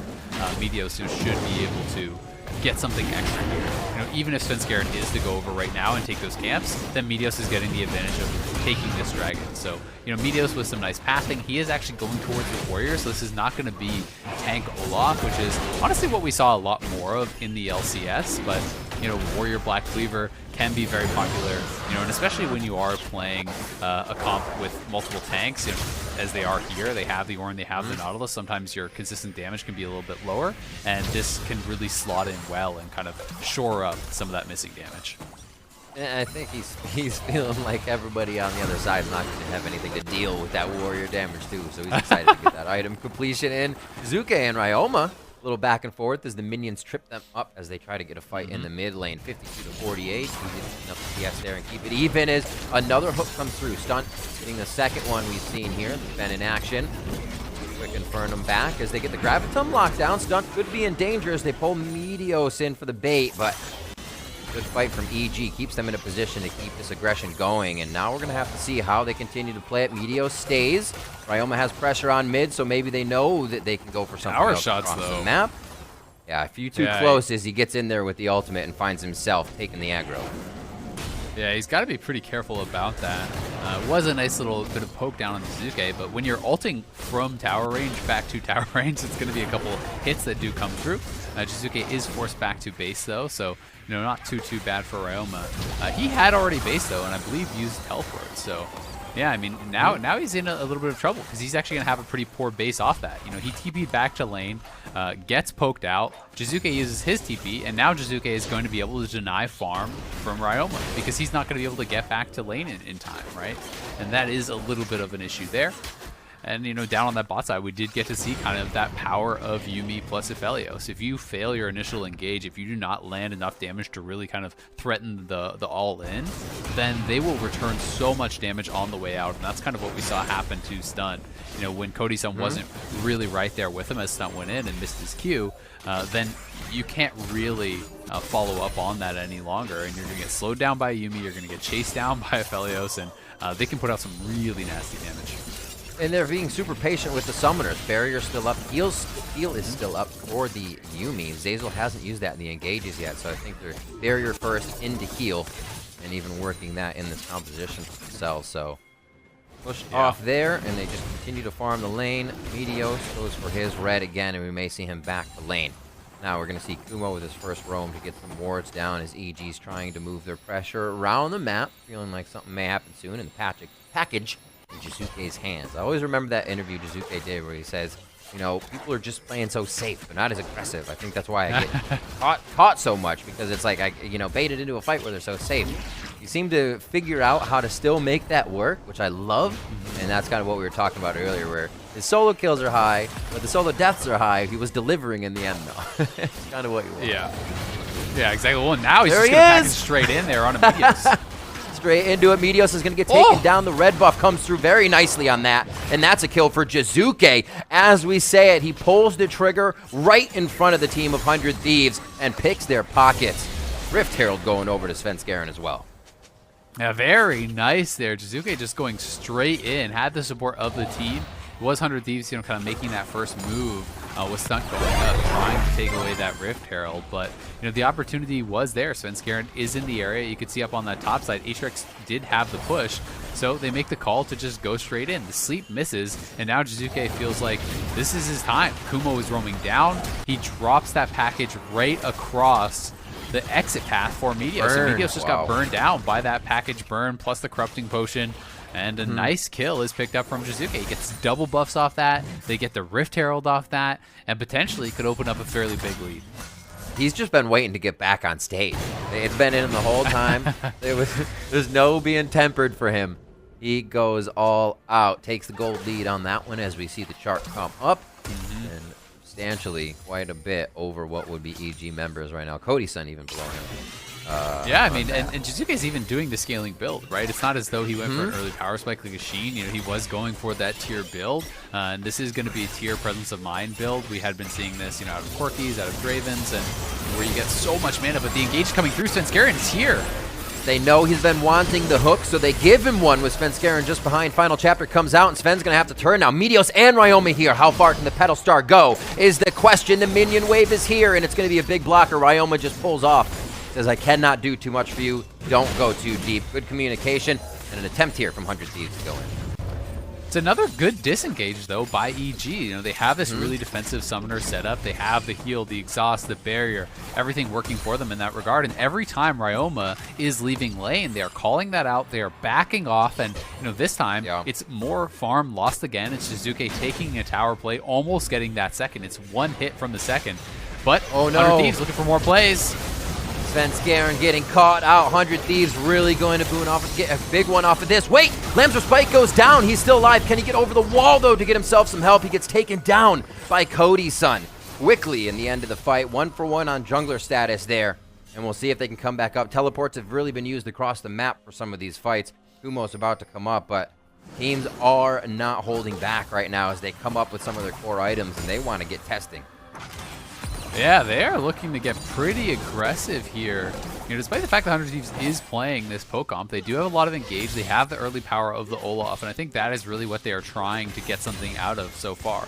You know, they are trying to play in their opponent's face and get the most out of this Olaf before it does start to fall off, because Olaf, especially going for this damage build against 3 marksmen later on in the game, you know, you pop your ult, you are reducing your kind of tankiness, and you're charging in to 3 marksmen who are just going to shred you. So Meteos wants to get stuff done now, and they have caught Svenskeren. He has no ult. Stunt just walking through like an absolute unit. They're going to go into EG. 2 members down right away as 100 Thieves owns the jungle. Literally walking up, shaking hands with the side of Evil Geniuses, and they will find 2 members down. We're now 3-2 in kills. No turrets yet. We're 12.5 minutes in, and it has just been a brawl on the rim. Yeah, 100 Thieves going to take the gold lead there. They grab their second dragon. It will be that Ocean Soul that is going to be spawning for this game. So that would be huge for this poke comp. It would make it so damn hard for EG if they can work towards that. Someday here, scrapping up on that top side with Kumo, who is trying to take away this blue buff, but Ryoma is on the roam, so Kumo's got to be a little careful. He gets it, though. Gonna make his way out. 100 Thieves playing a little proxy on this bot side of the map. Bang, throwing out the ultimate, Graviton locked down with final chapter. They're trying to hold him in place for the teleport, but was this too telegraphed? Stunt's going to try to get out of this one. Flash is down for him as he just used it, so he will be a casualty of this fight. But I don't know if it's going to be much more. Going on to Bang was huge. He's down in CS from the fights that have been happening in the bot lane and all the aggression from 100 Thieves, so that's great for EG to pick something up. Yeah, looking really good off that. I mean, Kumo has just been kind of in this farm lane against Someday, but he is the one who is up 20 CS. He is the one who is TPing down in the bottom lane, and Someday now trying to tag Svenskeren, can't do it. And it looks like that will just diffuse the situation as Ryoma's TPing down the bot side. Everywhere. Not much they can do here. It looks like Meteos goes down, and EG is now pushing into the jungle. 100 Thieves was going in and going in. EG knows they still have power. They still have spike points to hit here. Kumo's going to be throwing down the Darkened Blade, but that one misses, so nobody gets knocked up as Jizuke belts out. Bang just on the other side, trying to hit a Calibrum shot. There's another one. Infernal Chain onto Someday, but it's going to be the catch onto Kumo. And they get out of this one alive. So much touch and go right now. The heal coming in from the Zoomies. Oh, but he dives back into another shot. Just when you try to keep him alive, the support life. And Azazel is feeling it. The hook just missing on that one, too. Azazel, this is just not ending. They're going to go through the batting order again and get more out of the base to come back through. Sleepy Trouble Bubble over the wall, but it's going to be a rocket that misses and just hits a bit of the big one there. The splash damage isn't enough to make the fight turn a tide. Either way, Bang still with Calibrum shots from over the shoulder all the way down there on Tribrush. But this one's finally going to fizzle out. 100 Thieves gets their bot lane back in order, and they're going to start pushing this way. Yeah, they are going to start pushing this out, but you're already seeing the power of this Corki plus Yuumi combo. Jizuke is not exactly at a strong part of the game as far as his itemization is concerned, and he is really having that confidence to get aggressive. You know, when you do pair up with the Yuumi, yes, it is more of a poke combo on the 100 Thieves side, but Corki plus Yuumi could be a nasty poke combo in and of itself. Here, Meteos did spot that Kuma was there, but still felt like, hey, I can push for this. Cody-san is making the rotation, but he gets tagged up, perhaps didn't expect Yuumi to be there also. And with the arrival of that Yuumi, they couldn't actually push in further for it. Ryoma, though, roaming down from the mid lane. The sleep gets flashed. Jizuke is roaming down here too, packaging in, looking to get aggressive. And the fight looked like was going to diffuse a bit here, but the heals are coming out from the Yuumi. They feel confident to go back in. It's a good hook, though, from Stunt that was able to set them up for the last little bit of damage as Ryoma went over the top. It looked like procced that last auto out of his ultimate to knock him down. And here again, this is kind of Jizuke dodging out, playing this very intelligently. If you get tagged by that hook, they can kind of just jump on you and take you down, but is able to Valk out of it and really has been playing very well. As another TP coming down to this bot side, looking for Cody. Good wards, though. Jizuke's coming in. Gene is finished up here. Should be a lot of damage. Puts his Gatling gun right on top of Cody-san, but the minions are going to do a bit of work here. And Cody-san says, bring it on. Let's go. Two fight the champions that should actually be pretty decent at fighting there, but with Corki up close and the Gatling, Cody-san should have been shredded, so well played there. Flash was used, and Flash teleport used for Jizuke. Yeah, Cody does get the additional summoner in the end. The ult flash looking pretty fancy from Cody. It kind of looked funny because the ultimate animation looked as though he was going to be shooting it out the wrong way, but it still came from that original point where he flashes from. So did tag Jizuke with it, and that does diffuse. 100 Thieves are able to grab what is actually the first turret of the game. Almost 17 minutes in, both teams have been able to defend these turrets very, very well. And we're nearly dead even at this point in the game. Only a couple hundred gold actually separating these two squads. The main advantage, though, is the dragons. And 100 Thieves have got to continue to snowball these dragons. They are looking for soul. They are looking to have that. And if you can grab that with your poke comp, it's going to become incredibly difficult for EG. And likewise, if EG is able to grab Ocean Soul, they're going to shrug off most of the damage that is going to be done here by the Ezreal, by the Zoe, and it's going to become nearly impossible, it feels like, for whichever team doesn't get the Soul. Looking at how both teams came in, just what lanes were played through, I'd say bottom was pretty big for both here. Svenskeren going down a bit early, Meteos continuing to follow early, and EG, as you were saying, just continued to have that ability to disengage, but the middle of the map has seemed to just be kind of the Mad Max Dome where you don't know who's going to win the fight just yet. Oh my word, more shots over the wall. It seriously is. They're setting it up right here. Ward's encroaching in here from the side of 100 Thieves, so they're going to have the entrance a little bit better. Looks like they may have won the second Ocean Drake themselves, or I should say an Ocean Drake themselves. Drake for the game. I hope this is a comp in order that they put together in Champion Select, but the fight after is the Mad Max Dome. Svenskeren goes in, throws down the Lamb's Respite. They're going to lose Kumo very fast up top. You can see EG is kind of like reconsidering. They're looking at 100 Thieves saying, which way out? Where's the exit? Bang is slowly moving his way out. Meteos, does he want it? Does he want it? Can't get the undertow to hit. He's getting healed up. And now, Jizuke's coming back. Like you said, Azale, the catch potential, the ability to keep going. Doesn't matter if he's taking Mystic shots to the face. That's going to be the double big one! Takes two down, collateral damage, and that's the shutdown onto Cody-san. Nicely done. The beginning of the fight was going the way of 100 Thieves. They're the ones who grabbed the dragon, but these Yuumi heals are coming in clutch for EG in the extended fight, healing back up, allowing Jizuke to get aggressive and just hitting him with the witness me going in back style. You saw it. You saw it. The package was filled with spray paint. He used it, and we witnessed. Jizuke is just, that style has not stopped. It is his. He continues to play it, and the team seems so much more on board, and I'm with it. Love seeing it. Yeah. I mean, they're doing it at intelligent times, though. That is the thing that I think is so impressive about Jizuke, is that he can pull off, these crazy packages and everything, but, just like what we saw around that Riftgeld fight, he waited until sleep was used. He's able to identify the key spells that could actually catch him out. If he does go for these aggressive plays, he avoids them or waits for them to be expended, then he goes. And which, that tells me that he's able to actually really, really analyze these fights at such a high level and do it incredibly fast to know the right time that he can go in to really pick his moment. And he is getting to such a strong point in the game now when he actually completes that Muramena, when that does evolve, and it just did now. That plus Triforce, he's building towards a Death Dance.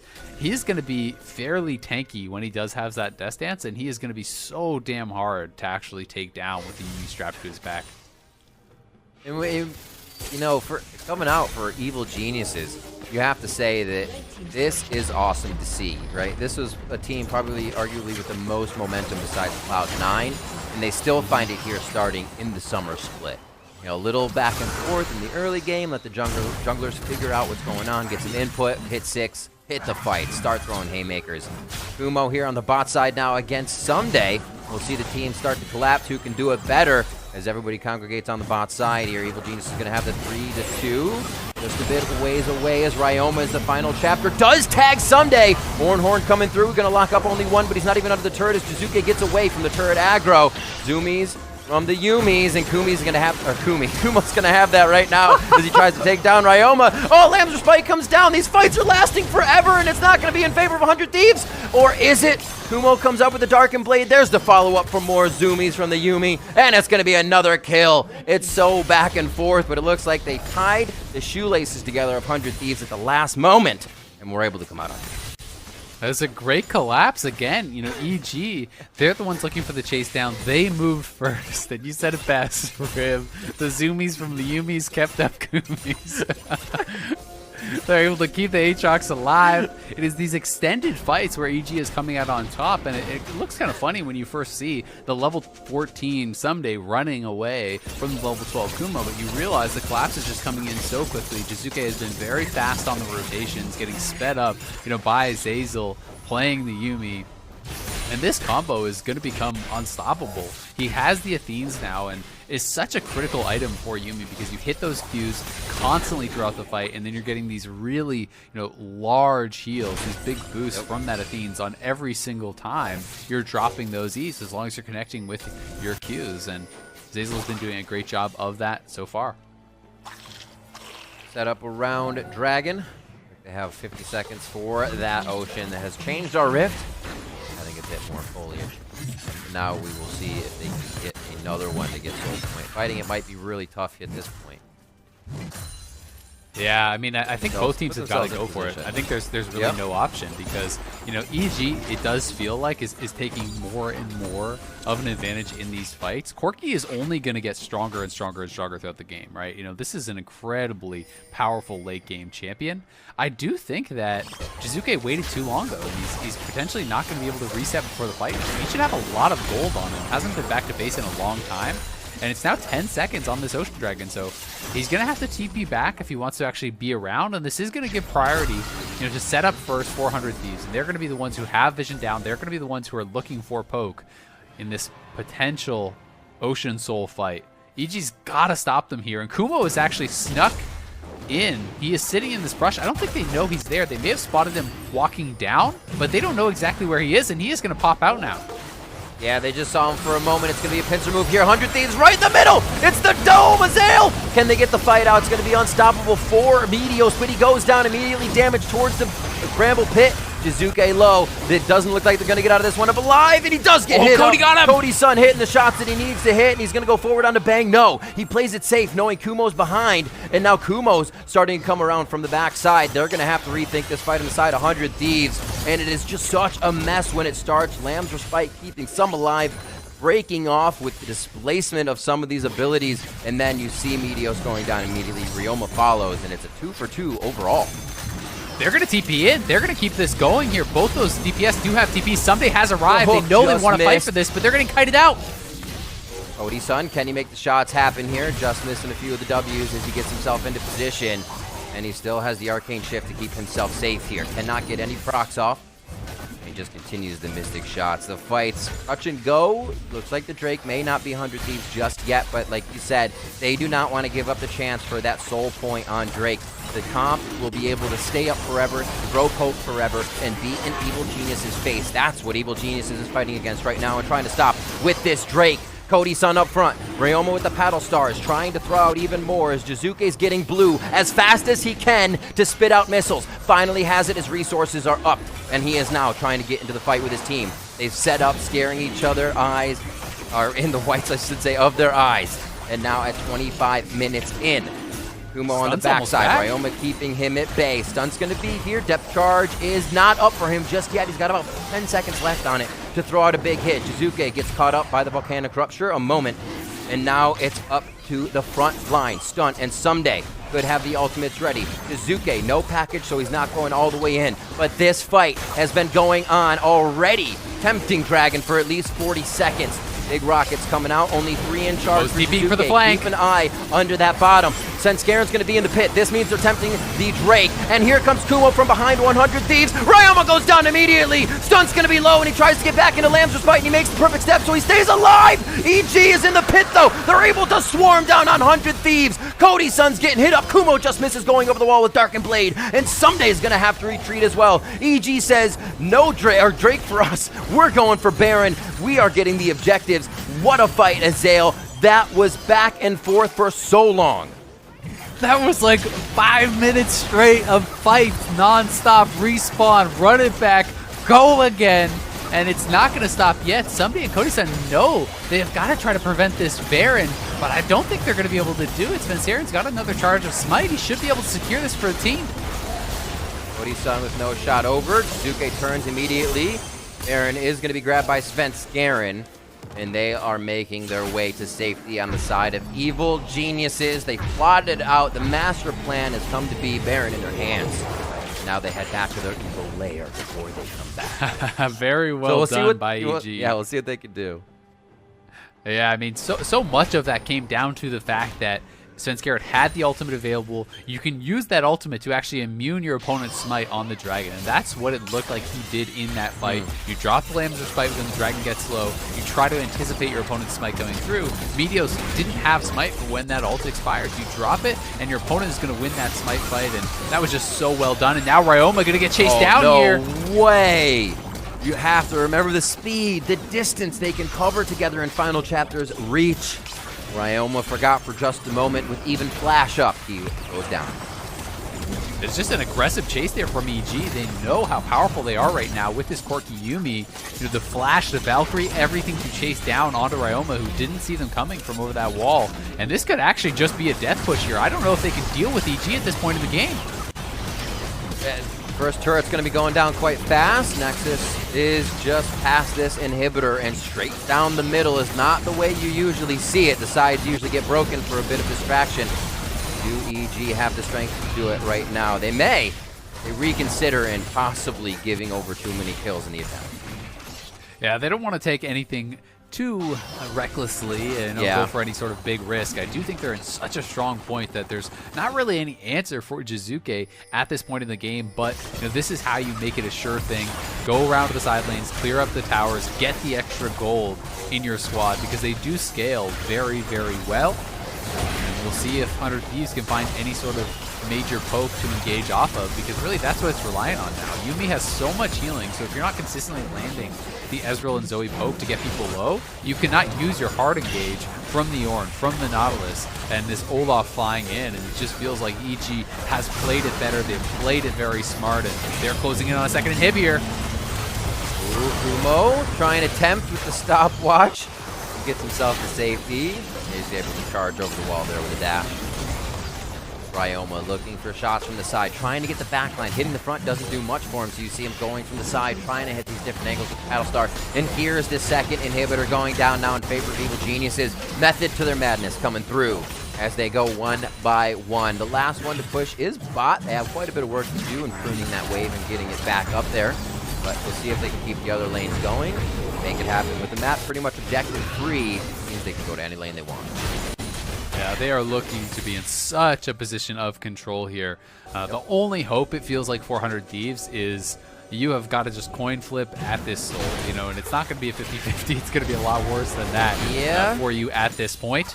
We see Jizuke. I mean, just look at the itemization in the mid lane. There's 1 item complete for Ryoma. Yeah, he's got a lot of pieces, but there's 4 complete items to 1 on Jizuke, and he's 3 levels up. It's just not even close. No one can compete with this guy. Almost has the Flame Horizon. 197 for Ryoma. 272. Oh. Look at that. Casual 5K gold. Don't worry about it. He knows.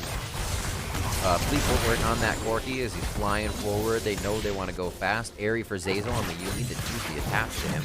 And we have the Guardian Angel from Kumo that's been there kind of wreaking havoc on 100 Thieves' chances to get themselves in. Your inhibitor timers on the bottom left of the map, so you can keep track of those and how it may make EG coordinate themselves into a next attack. We already know they need the bot turret. Figure out see how they're going to get it. 20 seconds on that break. What they do. Yeah, it looks like they're just trying to set up heavily for the Dragon. You can see Jizuke pushing in the bot lane. You know, they know that the Corki is going to be pretty safe unless it's a lot of members going down towards him. So as long as you see 3-4 people, you know that Jizuke is safe to push that. He's going to be pressuring the tower. They're already on the Dragon, so 100 Thieves not even going to try to grab this Dragon. They know they don't have the vision. They know they don't have the positioning. So at this point, they're just hoping that you can land that perfect Zoe combo, you know, one-shot someone, that you can land enough Ezreal poke to engage off of, but it's going to be an uphill battle, and especially when your opponents are in a pushing position like this, it's very easy for them to keep minions in between you and them, which is going to make it a lot more difficult to hit those mystic shots, to hit those sleeps that they really do need to stand a chance. Yeah, right? You're Jizuke, you have an entire base front to walk around and get a different angle as you try to just hit people on the back line with missiles. He's having a great time. Level 17 right now. Highest in the game by quite a bit. 16's chasing on the top side of the map, but he is just feeling good. And that's going to help the team. The confidence for Evil Geniuses to come out as strong as they ended the split is something that you really can't put a value to. You need to know the team's working well, and that will carry. Yeah, one of the things that is working for 100 Thieves right now is they do obviously have the full kind of suite of Ornn upgrades, and you can see all of the major carries do have that Ornn upgrade already. Only person missing it would be Stunt. So that is pretty nice. There is some additional gold value within their team. And if they can find a pick, then you know it's maybe manageable. And if you find a pick and then you get the Dragon, then you're on Soul, then maybe you can start scraping your way back into this. But EG has just been playing it out so intelligently, you know, controlling vision on both sides of the map. You can see that they are now setting up for the potential Baron play. And again, it's really, really tough to be face checking into this. Jizuke is still down on that bottom side. They see all of 100 Thieves pushing out mid lane, so he's just going to threaten the triple inhib. And sure, you can send back Someday, but Someday can't deal with him alone. You're going to have to send multiple members, which opens up the chance for EG to just rush down a Baron, because he's not the only marksman on the team. They've got 3 of them, and they're going to shred the Baron. Yeah, top pings are going question mark towards that top inhibitor as he tries to push Jizuke off the wave. A lot of just split members right now from 100 Thieves. Ryoma correct second brush with that paddle star. EG knows the fight may be coming in for the moment, and they're fine to kind of play with 100 Thieves, make them not be able to get back to base, stop the backs, and let these minions do some work. Teleport. Oh, he's TP. Those minions inside the base. They're going to go for the straight end here. Jizuke goes in the base. Going to have big shots with the Triforce on. Here comes the Ornhorn. This is the Mad Max Dome that EG has just dove into. 200 Thieves has the answer. Can they assess the fight and figure out what the priority targets are? And I don't know. Kumo's huge. Stunt's not doing the damage. There's no follow-up as Meteos is still running into the base, and Someday can't deliver it himself with Cody Sun throwing pies over his shoulder. Lambda's spike goes down so they can stay a little bit longer in front of the turret. Evil Genius is getting knocked out quite hard there, and they are going to be able to take down Meteos on 100 Thieves. Now Someday falls, the Nexus falls, or turret falls, and now the Nexus will go down. EG will find their first victory in the 2020 Summer Split. Damn, what a way to end it, Riv. TPing from the bot lane to the Nexus. Jizuke, you know, they found that opportunity. He TP's in, Kumo TP'd in, the whole squad shows up, and they rush down that Nexus, getting the kills, closing out the game 33 minutes in. EG starting the season off with a bang. You have got to give so much credit to that Zazel and Jizuke combo. They looked so good. We came into this one not being too hard, but we were saying, where is the engage in this composition? Where is that go button? How do you make it's Jizuke? how do you go forward? Oh, that's right. They have Jizuke. But to make that happen as well and look at it, they absorbed a lot. With the Kindred ultimate, they were able to say, hey, there's the brunt of 100 Thieves fight. Now let's start to push back because they gave us a go button. So really well executed in that sense of kind of finding what 100 Thieves wanted to do and shutting that down. Yeah, I mean, 100 Thieves, I think, had a good game plan, but it just kind of fell apart in some of the skirmishes. I felt like EG did a better job collapsing. They were usually the first ones to move. They were more effective with their roams. We saw, even up in that top lane, you have kind of the big star of 100 Thieves, who is Someday, but he's playing Ornn. He is kind of more farming it out against Kumo, and Kumo was able to get the push and find an opportunity to TP down to bot lane, to find kills, and it was these sort of plays that really did change kind of the trajectory of that game, because once Jizuke got going, once he picked up a couple of those kills, there was just no stopping this guy. And I don't think this game really played out how the early game kind of told us. We had a lot of bottom lane action. We expect to see one of the AADs go off, whether it was Ezreal or Aphelios. And then you forget Corki's there. Corki starts hitting spikes. And I think you mentioned at 1.4 items to something else. Like, once they got scaling 4 items to 1. 4 items to 1, and so as Captain Flower says, some garage sale items. It was just almost unstoppable there, and it was good to see that 100 Thieves were still putting up a fight. They were kind of trying to find ways back in. It seemed like they got a little timid on finding a pincer move or getting Ornn to the side. Mm-hmm. Once Ornn wouldn't be there, I don't blame them. EG would have engaged. But EG also, for them to keep pressuring on that, find a way for the win. They didn't really falter too much, and they knew they had that win and pushed to the next. Yeah, I mean, it was really nice, honestly. I do think that the Yuumi worked really, really well for EG, because it was this poke comp where they were trying to whittle them down, and Yuumi answered a lot of that. It didn't feel like Ryoma ever got strong enough or was able to land enough poke for 100 Thieves to hard engage off of, right? That is the game plan. Whittle them down with Ezreal and the Zoe, right, and then hard engage, utilizing the Ornn, utilizing the Nautilus. But for the most part, they just weren't strong enough, and they didn't hit enough poke to actually get to that point. And Jizuke was winning out on those poke battles. Yuumi was healing them up through the poke that they did land, and then it was usually Jizuke going forward and cleaning up those fights. Once we saw the Frozen Gauntlet come out of Cody-san, I thought there would be a little safety being able to shut down the re-engage coming in from Evil Geniuses, but I always buy that item as well, and I'm just like, why don't they seem to be slowed enough? What's going on? And yeah, they continuously just everybody was in his face. Stunt was trying to peel him off.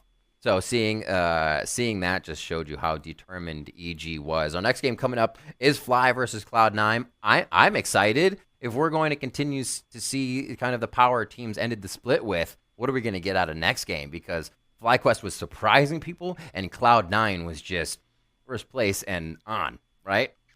Yeah, I mean, it's the rematch of the finals, right? Cloud9, I think, was arguably the most dominant split we have ever seen in LCS history. In spring, they crushed everyone in the regular season. They crushed everyone in the playoffs. That does include FlyQuest, but FlyQuest, with that swap over to solo, looked like they were getting stronger, and they hadn't had much time with him at all, in playoffs. They really didn't play much with him in the regular season. So now, having this time off, having the off-season practice, preparing for summer, we get to see how high of a level is FlyQuest, because the expectations are actually pretty high for them coming into this split. A lot of people think they're a very solid team with that upgrade in the top lane, that they could compete at the top, and this is going to be a big first test for both these squads. Absolutely, and as we are taking a pause right here, Pastry is standing by as we get an interview set up, so we're going to be able to hear from the victorious team in just a few minutes as we continue to talk about that victory, our first game of the split, what we've really been seeing. Obviously, the Varus banned out once again. There's not much he's going to be seeing, I believe, in the split. I think he said Perks got him at 909. Was that? It was like 41, 42 bans and 1 pick, and Perks is the only one who got him. Yeah, 909 earlier today. Yeah, I couldn't remember the KDA immediately. But other than that, I think the first game went as expected when we saw the teams coming in. The poke comp from 100 Thieves didn't really get underway, and when you see a poke comp not get underway, you kind of get taken behind and pushed into your base. So not much they could do there. Next game, I feel like it's going to be tough for FlyQuest overall. 1, you have Blabber in the jungle, and 2, he usually has winning lanes. So that's going to be so tough to start on. I hope FlyQuest is ready to come out picking lanes that can all fight for themselves. Yeah, I mean, they're going to have to be, right? Because Jungle, I think, if anything, is even stronger than it was last split. This is the reigning MVP, Blabber, coming in, and you're saying he's going to be doing even more. He's going to be even stronger, potentially. And that's something that's really, really frightening. And, you know, we heard him talk a lot in spring about what you just referenced, that they almost always have winning lanes, right? That, like, every lane is winning. And if you pick a winning, Jungle matchup for the reigning MVP, when Jungle is really strong and all your lanes are pushed in, then it could be really, really, really tough for Santorin. So, it's not going to be just about that 1v1 between Santorin and Blabber. It's going to be about, can the FlyQuest lanes hold up to C9? Can they challenge them in the early game to make it to the mid game with a chance? Because Cloud9 really does excel there too. That is where they have been, as good or better than any other team at actually pushing the pace of the game, at closing out those games so fast. Because it wasn't just the 17-1 record that impressed. It was the fact that they were winning almost every single game in 30 minutes or less. That's true. And you see Power of Evil starting to step up a little bit more. You thought he might have been reaching a ceiling, and then he kind of just punches through that. And we're seeing this Power of Evil that's coming back, taking out 3 in a fight, being able to control the game from the team. Turtle and Ignar in the bot lane really showing up as well towards the end of that one. So seeing what FlyQuest can do, I think, from surprising people, now that they have the big backing, they have this whole new kind of thought process moving forward. It really seems to have refreshed more than just kind of the players. It's refreshed the play style, and it's coming out in big ways for them. So that game, Cloud9 versus FlyQuest, coming up in just a few minutes as we continue to set this one up. Looking back at the EG game, 100 Thieves, as we have some things to talk about here. The changes that we might see for EG, they talked about it a little bit, is when could Huni be in? Maybe not, maybe now, maybe later. What's going to happen with that, right? But it's all about having those import slots and which ones. Yeah.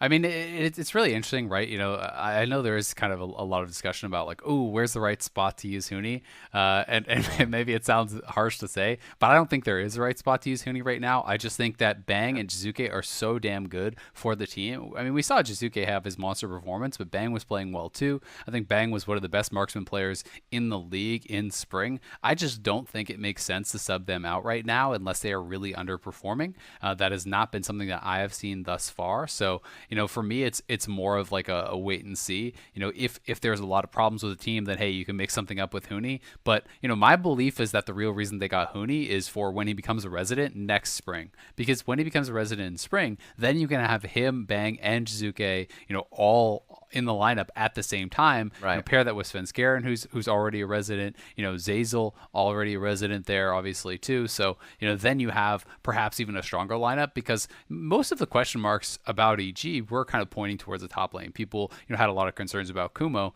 but Kumo played great today against Someday, who is one of the best laners in the league, albeit he was playing a tank. It's still a good sign for him, and he's going to have some time, I think, to try to improve and try to prove himself and fight for that starting spot potentially for spring 2021. All right, awesome. Well, we're about to hear from them in just a moment as well. Pastry standing by with an interview with Jizuke. Hear from them. Hey, thank you so much. And we have our winners, Evil Geniuses. Congratulations. You guys did great out there. You defeated the towers and went after the Nexus, and couldn't have done it better myself. Congrats on the winners. Evil Geniuses, how do you feel? That's good. And of course, our challenging team, 100 Thieves. Aww. You guys fought gallantly. How do you feel?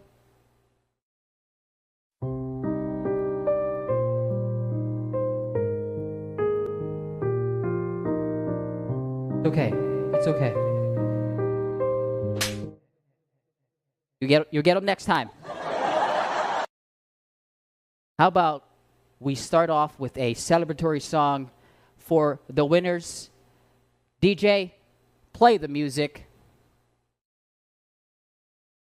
Legends never die. Oh, wrong song. The world is calling you. Wrong, same song. Sorry, we're saving that one for last. DJ, play the music.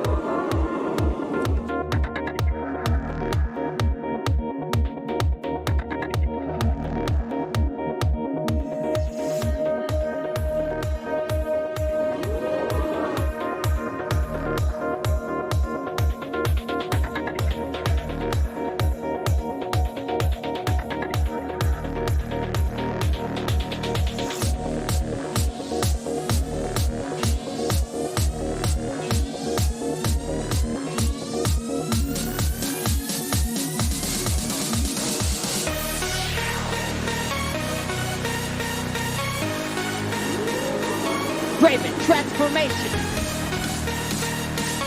Raven!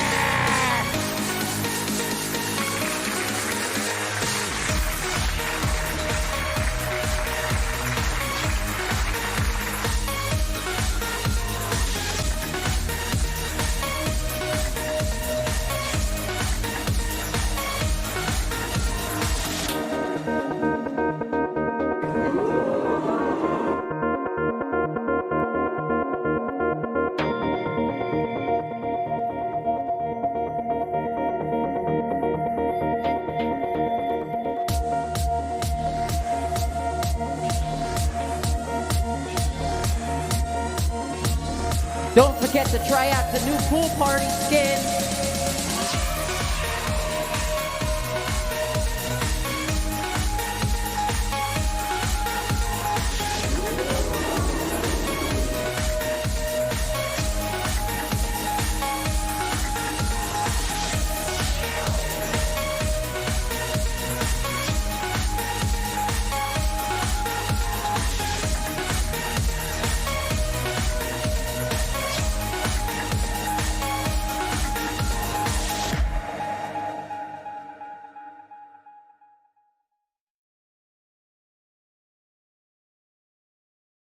Back to you.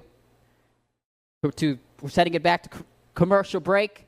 Hope you like that song. There's more coming up with C9 versus FlyQuest. See you guys in commercial break. Back to commercial break is what I meant to say. No, the real commercial break.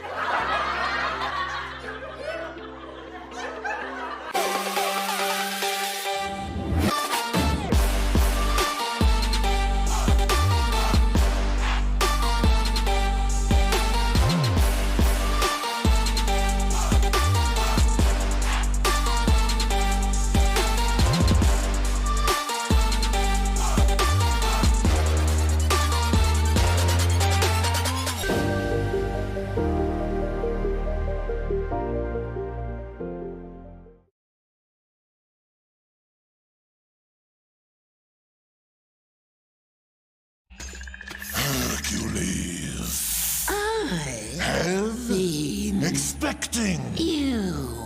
Aha! And I brought you a gift so you can fight properly. Red Bull. Oh! How nice. Of you. But also rather stupid. Mine. Mine. No, mine. No, mine. Mine. Mine. Red Bull gives you wings.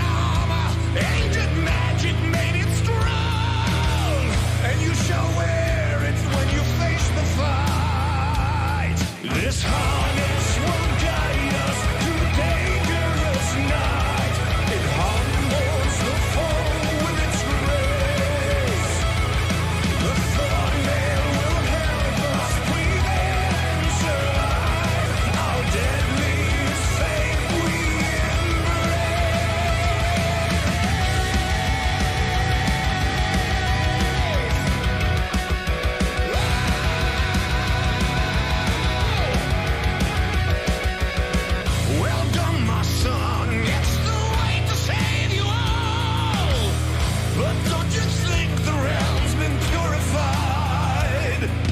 Creatures of darkness are still longing for your fall. Keep them in thrall, it's time to smite and ignite. This harvest will guide us through dangerous night. It humbles the foe with its grace. The thornmail will help us prevail and survive. Our deadliest fate we embrace.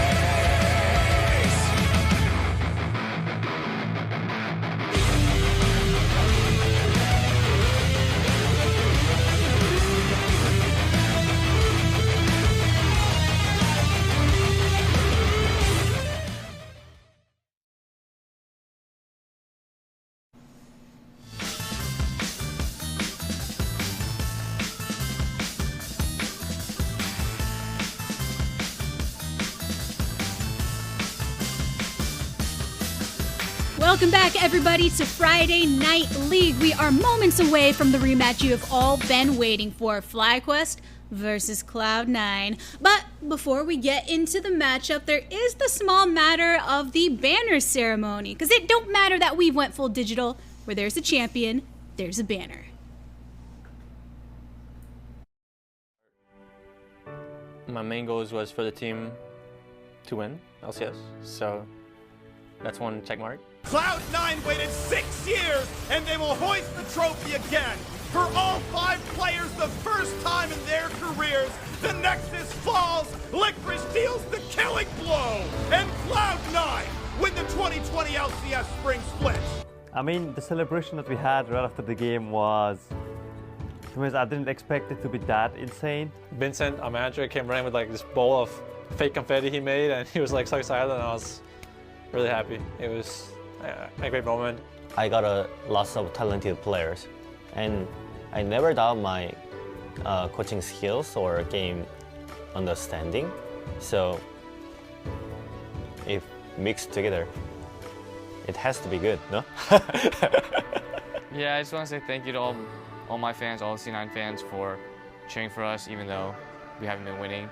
Like this split in particular was like, it was like really crazy how many people were reaching out and being super supportive. So I want to say like, it really helps and it like actually does matter. So like, thank you for that. All right, C9 fans, we fucking did it. The ones who still stuck around obviously loved us. So the ones who hated us and took off to TL, maybe now's a good time to come back. And maybe next time you'll have a little more faith when we lose the off season again.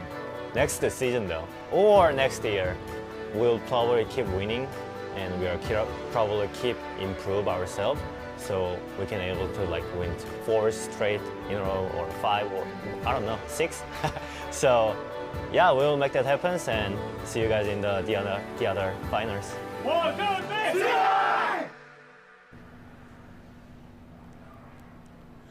What a wonderful moment there to end the spring split, and a very deserving Cloud9 with that overall championship victory.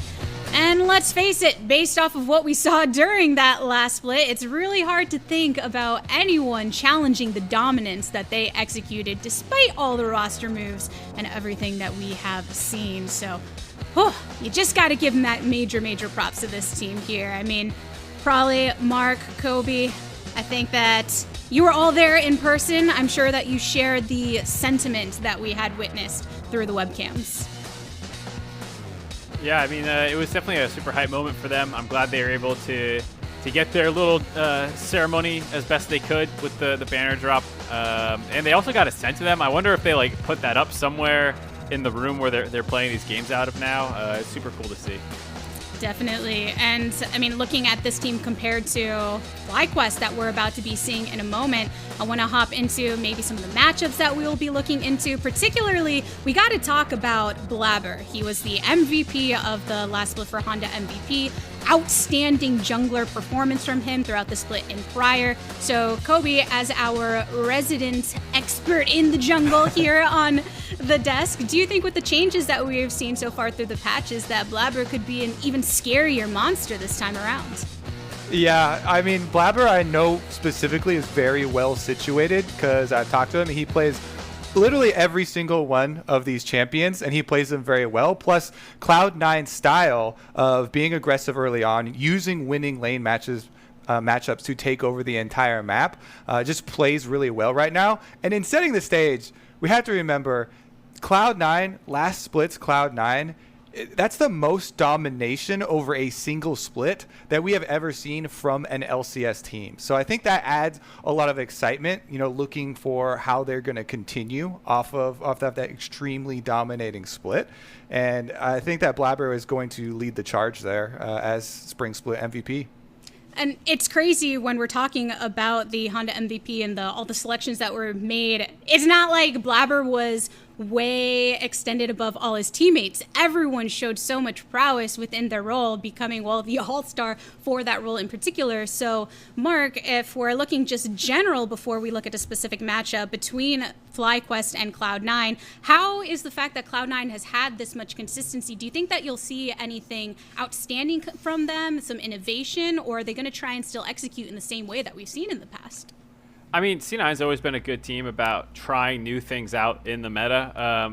They were really quick to pick up Senna last split with Sven having fantastic performances on it. I'm sure they'll break out the Frozen Mallet Senna if that comes to them. So anything that's starting to show up more in the meta, I'm sure they're already well practiced on it. And they're also good about inventing their own combos. Like with Graves being so prevalent, some teams just kind of take it and put it in the jungle and let it be self-serving and kind of autonomous, but they're the kind of team who would find a way to empower it as well, whether that's through mid or support synergies. So I'm really excited to see what C9 can cook up in this meta. It's no secret that Cloud9 made a statement during the last split, but I think it's also fair to say that their opponents in this upcoming match did as well. I mean, FlyQuest, they had an exciting climb to finals, and on top of that, we were able to follow their charity initiative that they had with TreeQuest. But if you've been following on social media, you may have seen that on top of the committing of $10,000 to the ACLU in support of Black Lives Matter, which the LCS will match, FlyQuest is also kicking off a new mission with FlyQuest that is here for the Summer Split.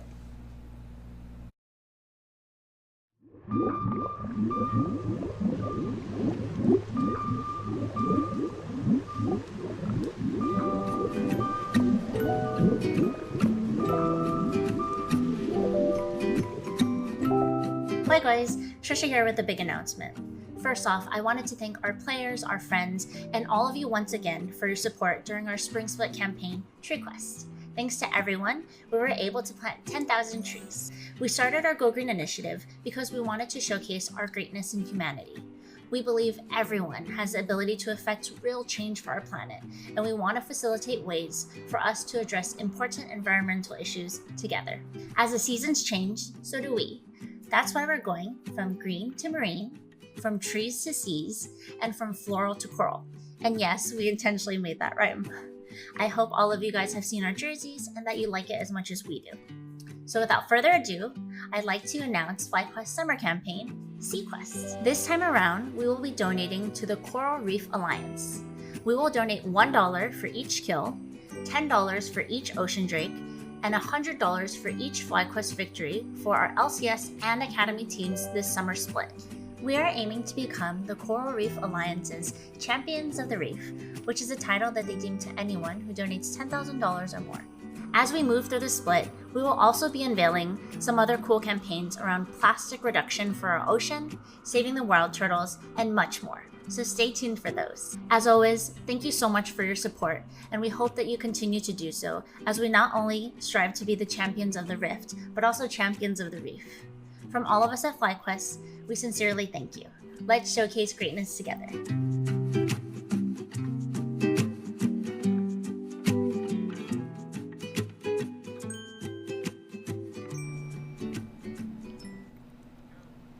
SeaQuest, baby. The Floridian in me is very happy about that, having spent a lot of time on the beach. But as far as the gameplay goes and the players, it may be easy to forget Solo was an addition towards the end of that last split, and now we get to see him in full fruition throughout this split. So, Prolly, what do you make of his impact on the team and what could come in the future? Yeah, I mean, even before he came in, FlyQuest was really known for having pretty decent drafts. Coach Curry's okay, he's trying, but mostly just they had really good teamwork and good team play. And once Solo came in, they got kind of a half of a threat in the top lane where you actually couldn't ignore that lane anymore. So they didn't get a full season of practice with him, or sorry, a full split with solo. So now that they didn't make any roster changes, but they're keeping solo in the top lane, I think FlyQuest is going to start off at a really high point like they ended in spring, and they're going to be able to do a really well job in summer. Really good job. Definitely excited to see. I know they've been putting the work in, and that's the pressure for FlyQuest going into this next match. We're going to go to a short break, but when we return, we'll be heading into this game between FlyQuest and Cloud9. Welcome to Assist of the Day, presented by State Farm. In Game 1 of the set between Cloud9 and FlyQuest, everything was even for the beginning of the game, but things started to go downhill fast for FlyQuest as Wild Turtle took a hook to the face from Vulcan. This was followed up by more CC from his ultimate, while Sven melted him with bullet time. With more plays like this, Cloud9 would go on to take the win in Game 1.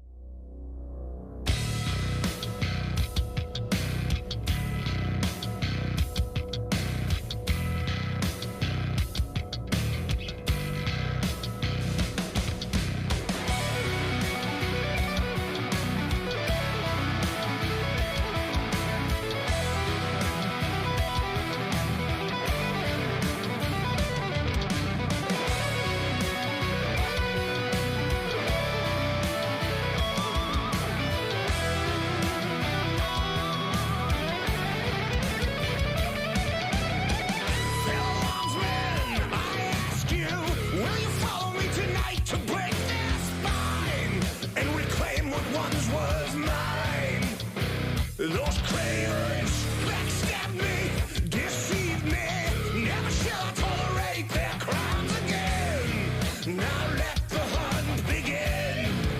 Yeah. 7,000 souls scared and daunted, such a tale of woe.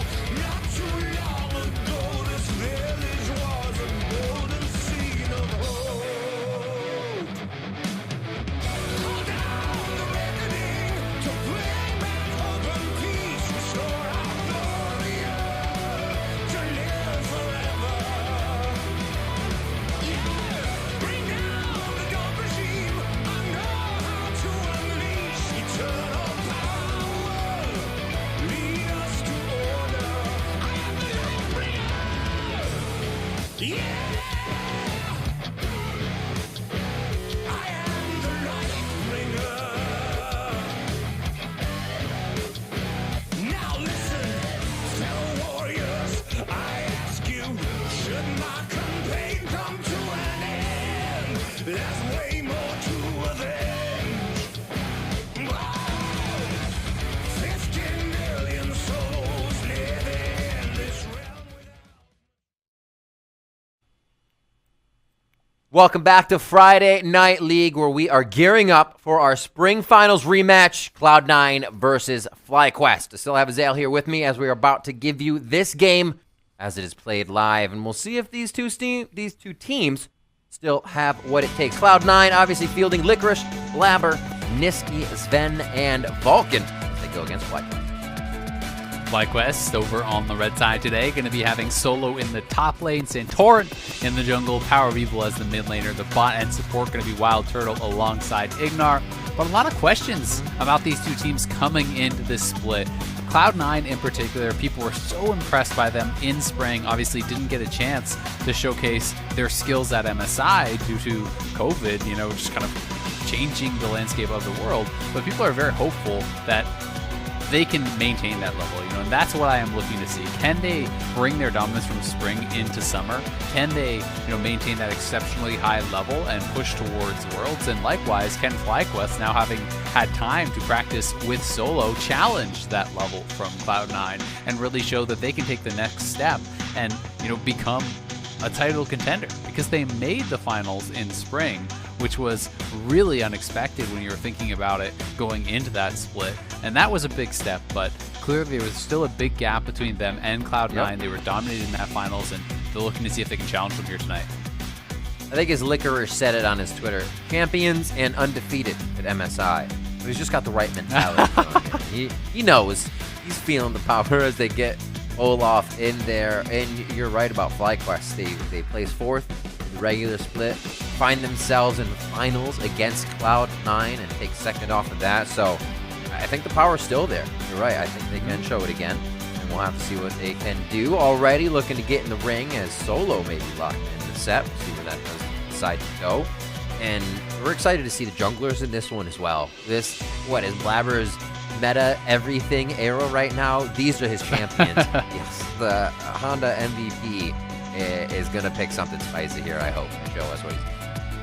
Yeah, well, we're assuming he's going to be playing that Olaf that has been locked in. There is a possibility, obviously very slight, of it being flexed around, but you can pretty much assume that is going to be Olaf for Blabber. The 0.001% possibility.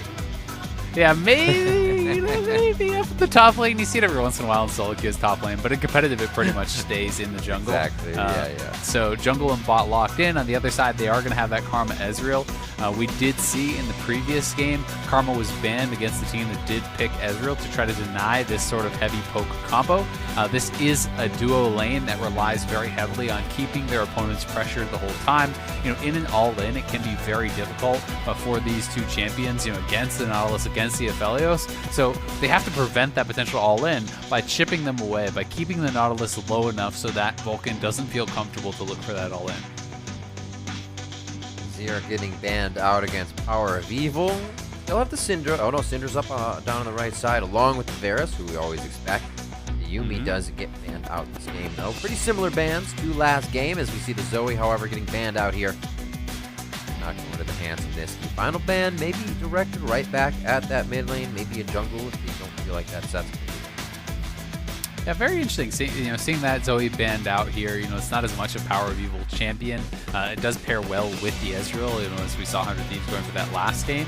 They could, with the Corki, with the Zoe banned out. With the Zoe and the Azir banned out, they could look towards something like a Corki if they want to take that away, deny that from Niski.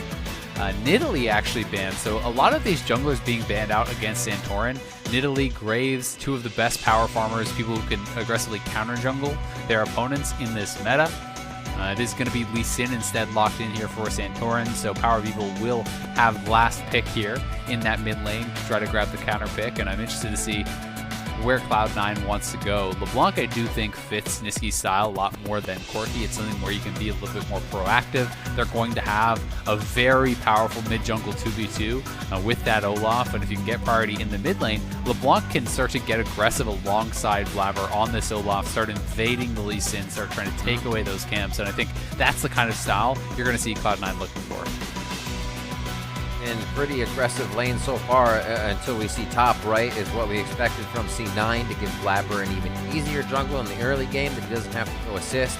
And it's something that can stay safe or at least poke out its opponent. And the Jace gets locked in here for Licorice. Man leading the team now on the side of Cloud9. That's going to be towards the top side. Final pick here, FlyQuest, 15 seconds.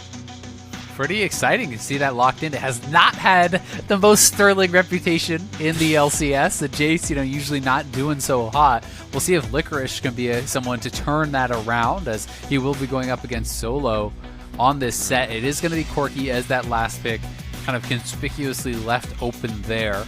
So this is going to be the scaling pick here for Power of Evil. And in that LeBlanc matchup, you often see Corki just rush Hex Drinker, then go into the Triforce. It can be more difficult to go towards those scaling builds, things like the tier, because you often need that defense early on. With this Jace, I am expecting the kind of phase rush against Solo, trying to kite each other out.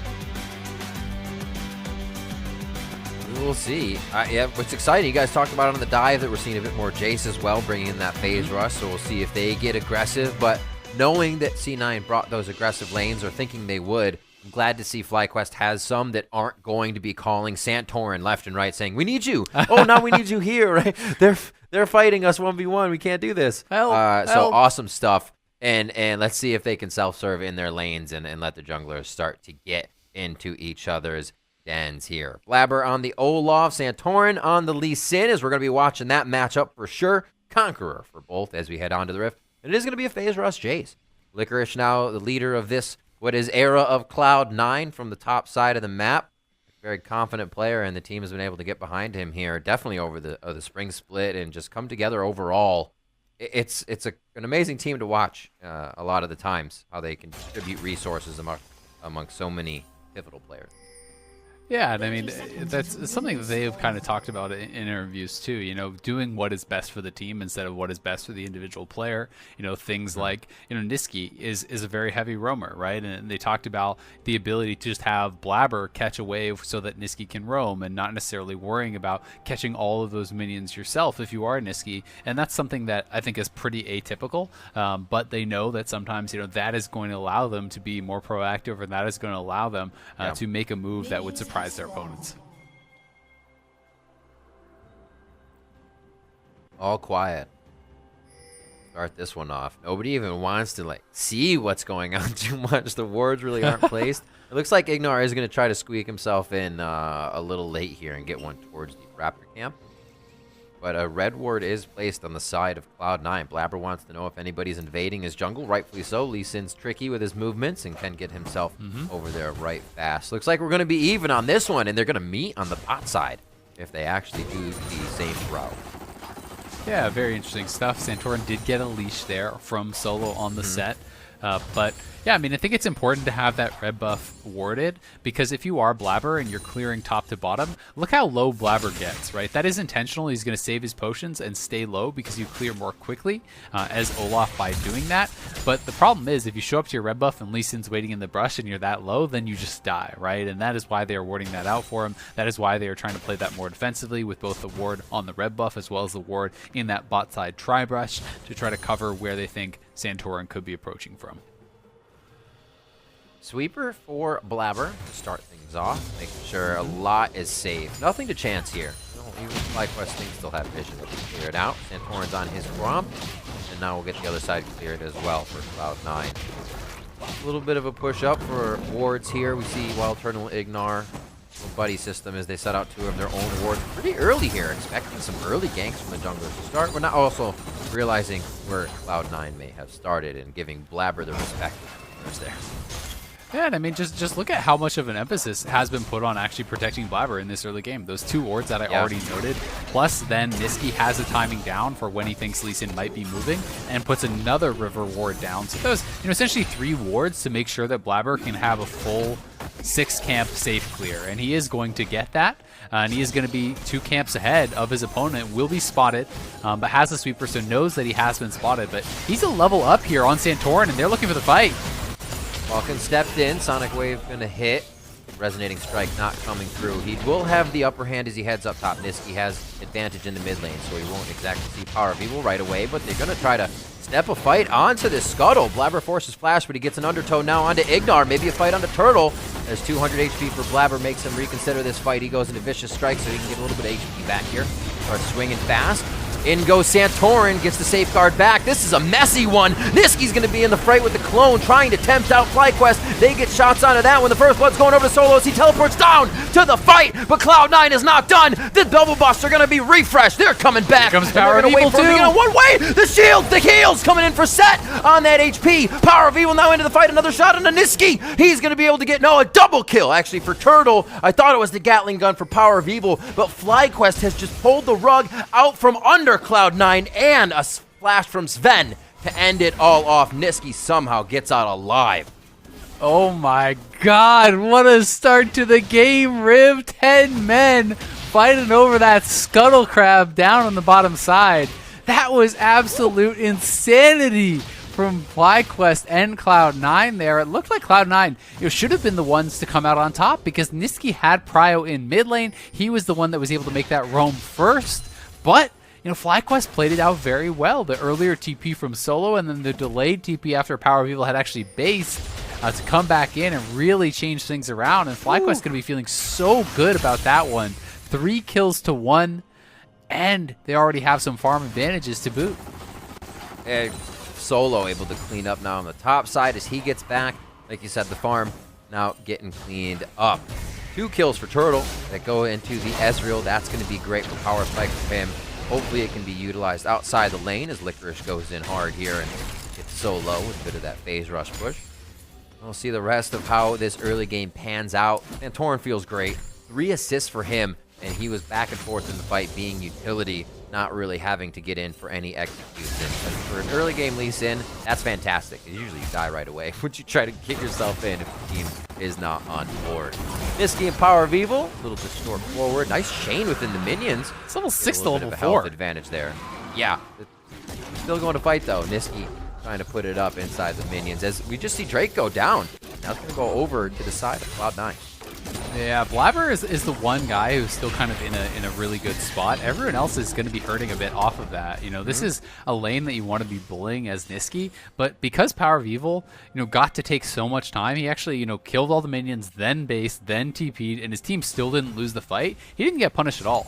Niski does have a freeze here, so he will be catching up in that farm, will be catching up in the experience, which is going to be nice and also very necessary for him because, 2 kills to Ezreal on the bottom side, that's going to put him ahead. Solo getting a kill and a couple assists to grab an early pair of Ninja Tabbies is really going to help you from being bullied by Jace in the early stages, and that's going to make it a lot tougher for LCKR too. So Cloud9, definitely in a bit of a tough spot. We've seen them battle their way out of a lot worse ones in the past, but it is damn rare for them to be behind at really any point of the game.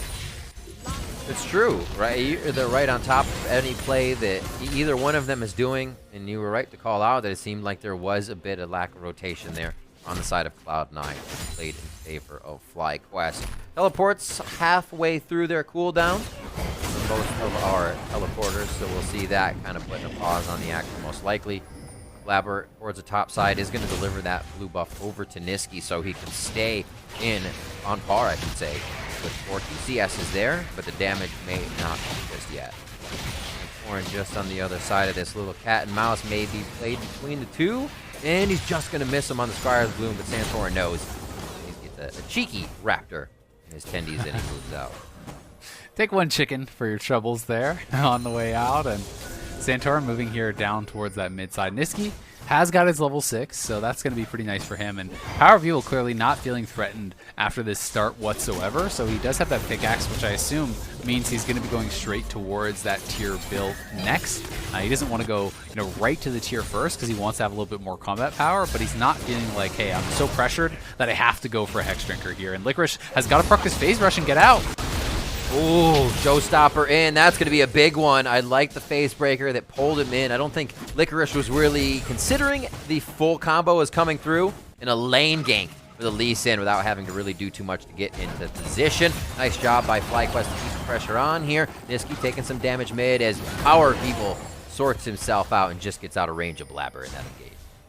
Yeah, great gank up on that top side. You hit the phase breaker, you pull him in, then you have the ultimate. That's as soon as you land that, it's an easy Q for Santorin. That is guaranteed. The ult from Lee Sin is guaranteed, and they have enough damage to just burst down this Jace, who has been put down a little bit by that gank and by that TP. Not working out as well for him as he was really hoping. So things going well for FlyQuest across the board. Being able to pull out that intensity we were hoping from both teams. I think you can really do the never count Cloud9 thing out, or out thing, I should say. But here's just a walk up. Santorin's doing Krugs. He said, hey, minion waves here. We definitely have an opportunity to get this to happen.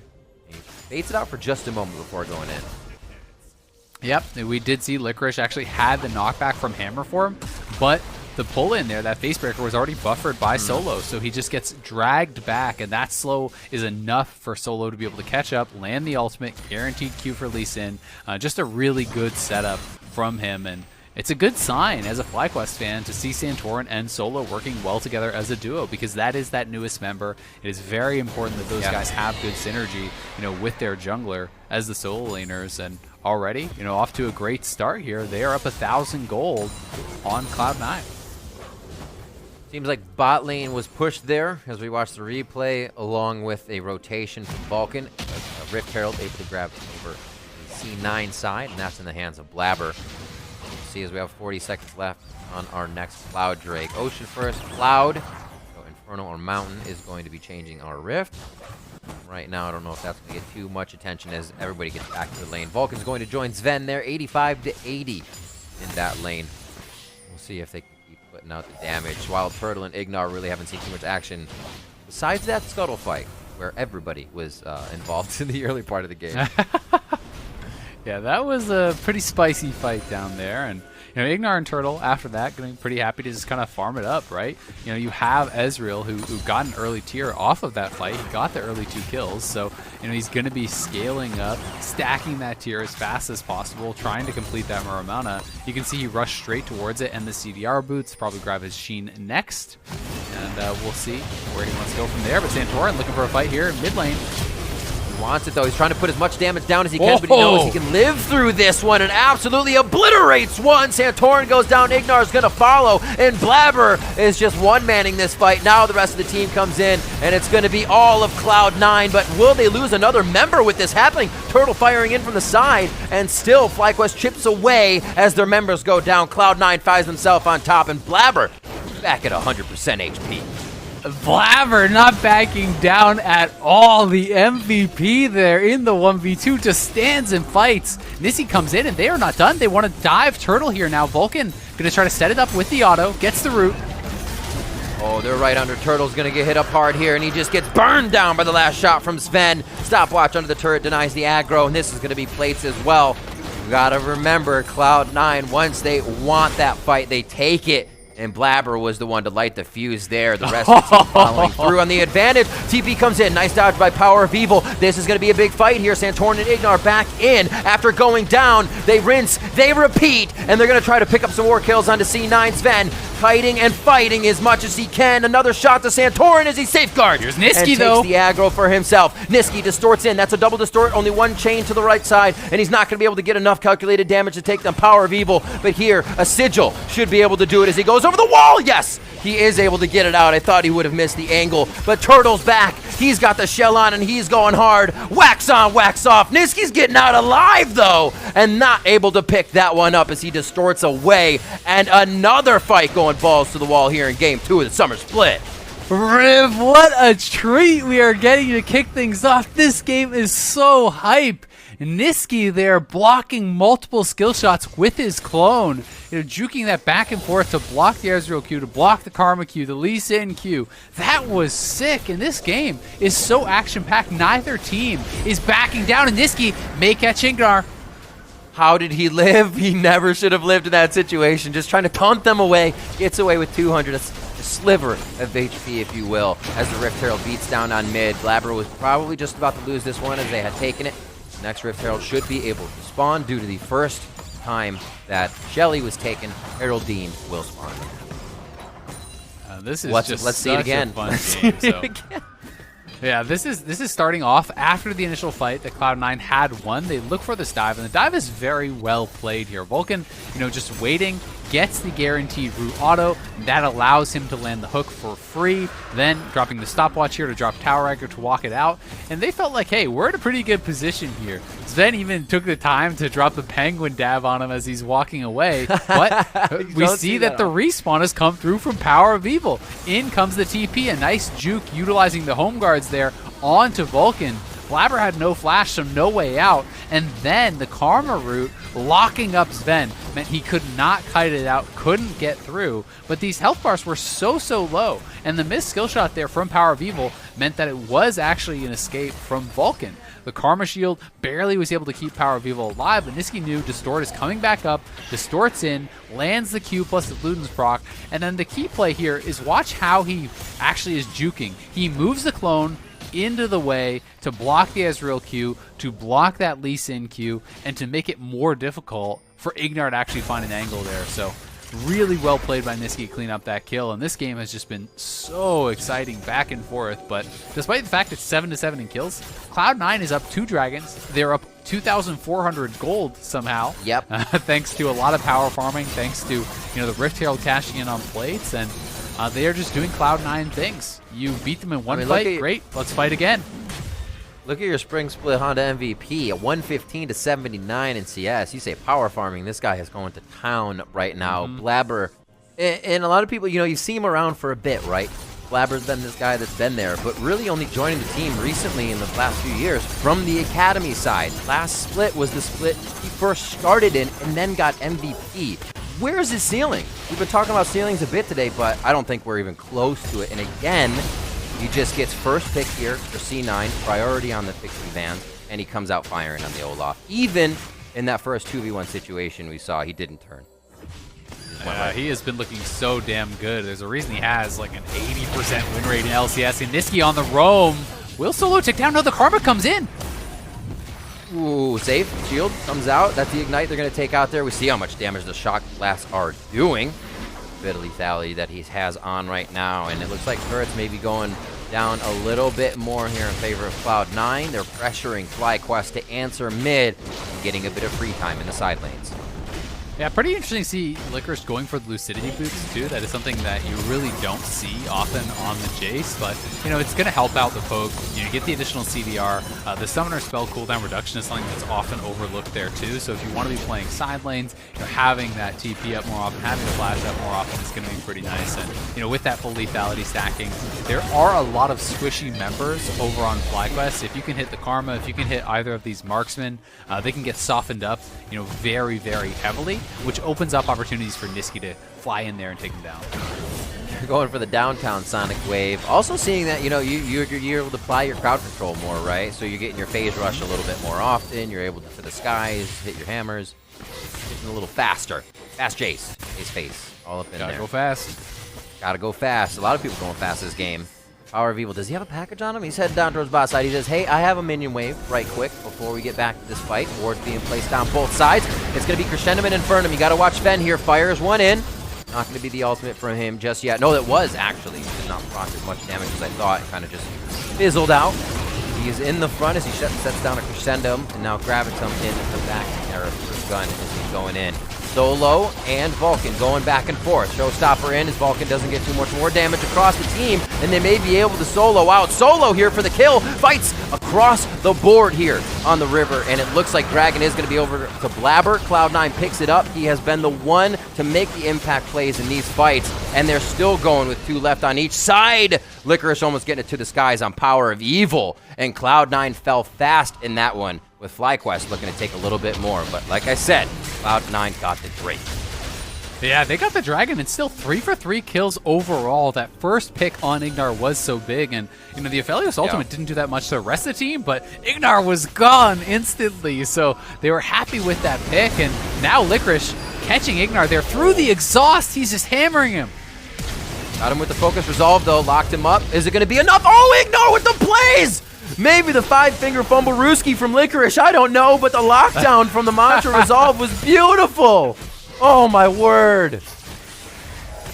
That was so good by Ignar. Licorice flashes in to finish him off, and he just flashes the other side of the blast cone, and he gets out of there. Oh my the exhaust word. saving Ignar, and that is Summoner down for Licorice, plus his life given over there, as he thought he had a catch, but ends up being the one going down. Those are the... You want to see that confidence from your teammates, right? You're like, ah, sweet, he's in the jungle doing whatever. But that's the confidence that starts to chip away at that whole resource you're using. I don't know if Licorice is going to want these plays over and over. Teleport top now. They have a bit of help here with Blabber. Now it makes the difference if they're going fast to the skies. Doesn't quite hit, but Power of Evil still taking the full damage, and he does go down. The question is answered, Riv. No, it doesn't end. Licorice is not tempering his aggression, and we'll see this fight one more time. that got turned around. Did Vulcan just hook the wall and then hit him with the Rammus thumbs up? I'm pretty sure he did to start that off, but the Cook comes back up, straight in, ultimate through, very nicely done. And it actually looked like, the fellow's ultimate hits the Karma as he died, so you kind of couldn't really see that damage, but Hook into Shock Blast, plus the axe coming through from Olaf, they just absolutely destroyed him. Sven having some trouble here, though, with his positioning. As Solo came through from the top, he didn't feel like he could actually run out through that direction, but then he's getting segmented off. So if you watch Sven, he just gets completely caught out here, hit with the Ezreal Q, Santorin bursts him down, but the Olaf is just unstoppable. Level 11, flashing in there, looking to take out Santorin, secures the dragon, almost kills him with the axe, and then in this final fight here, it's all about the missed Shock Blast. FLICKR not quite able to finish off Power of Evil, would have easily had enough damage if he was able to land that Q, and then did end up overstaying a bit and get it taken down by Ignar. 11-11. We're going punch for punch here, Zale. As we mentioned before, though, Cloud9 has been able to keep a bit of that gold lead. The farming, the turrets, the structures are in their favor for some of that global gold on the map. So it looks like he may be able to get a drop on this one here. Nobody's close to him.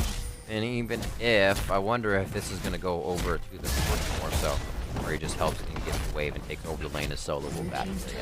So they're going to trade this one off. See how the split push starts to work here. You do have Jace on the top side of the map as we see a bit of the gold and how that's working out for both teams.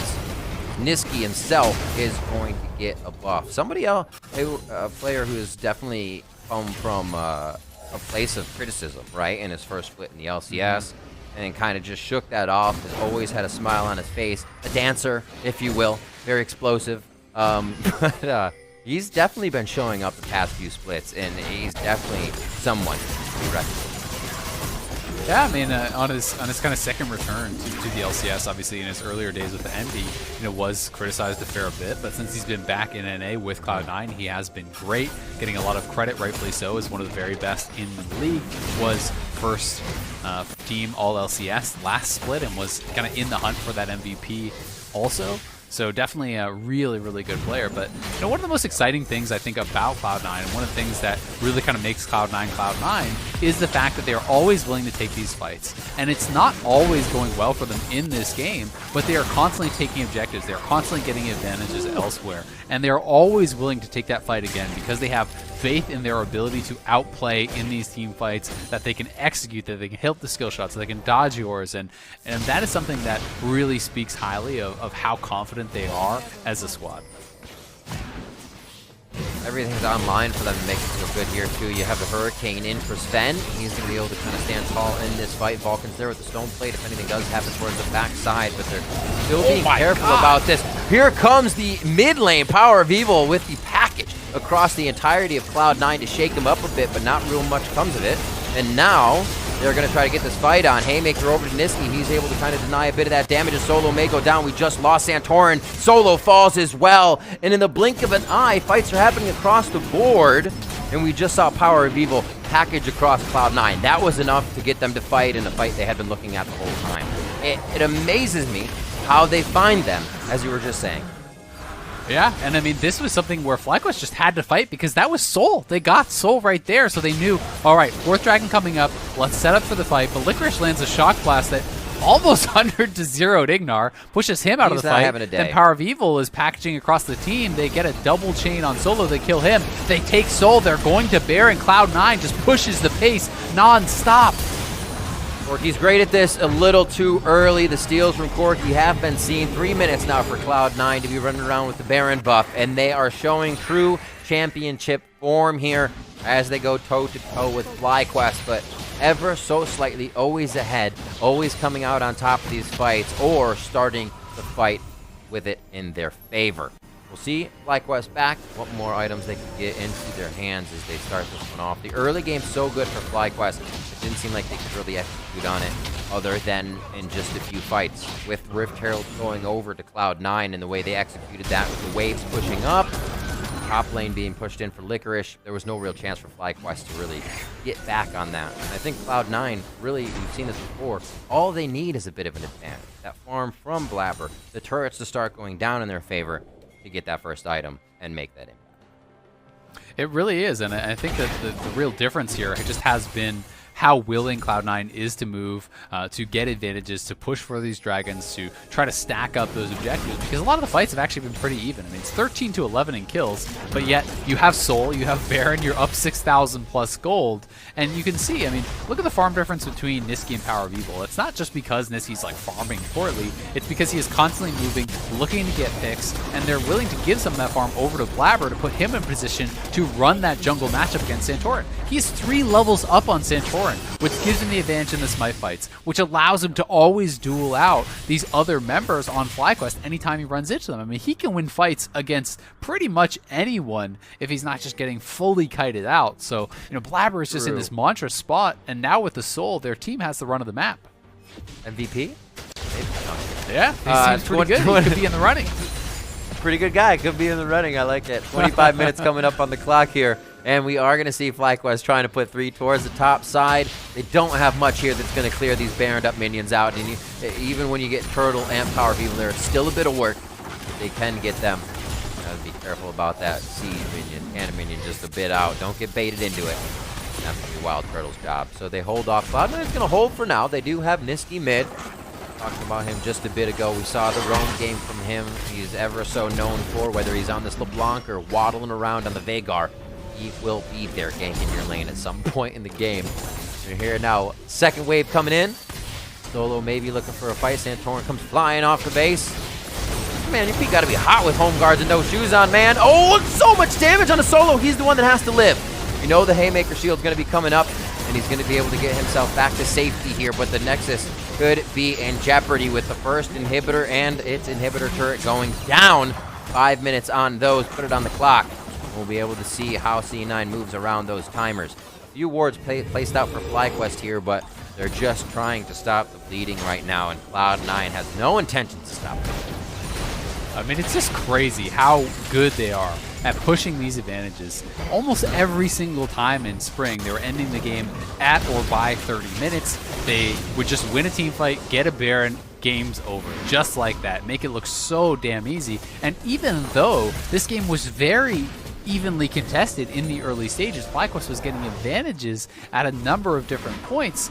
C9 is right back in the driver's seat, and they're sitting in a position that looks like they're going to be able to do the same thing yet again. I mean, we're at 26 minutes. They already cracked top inhib. They have an open middle inhib.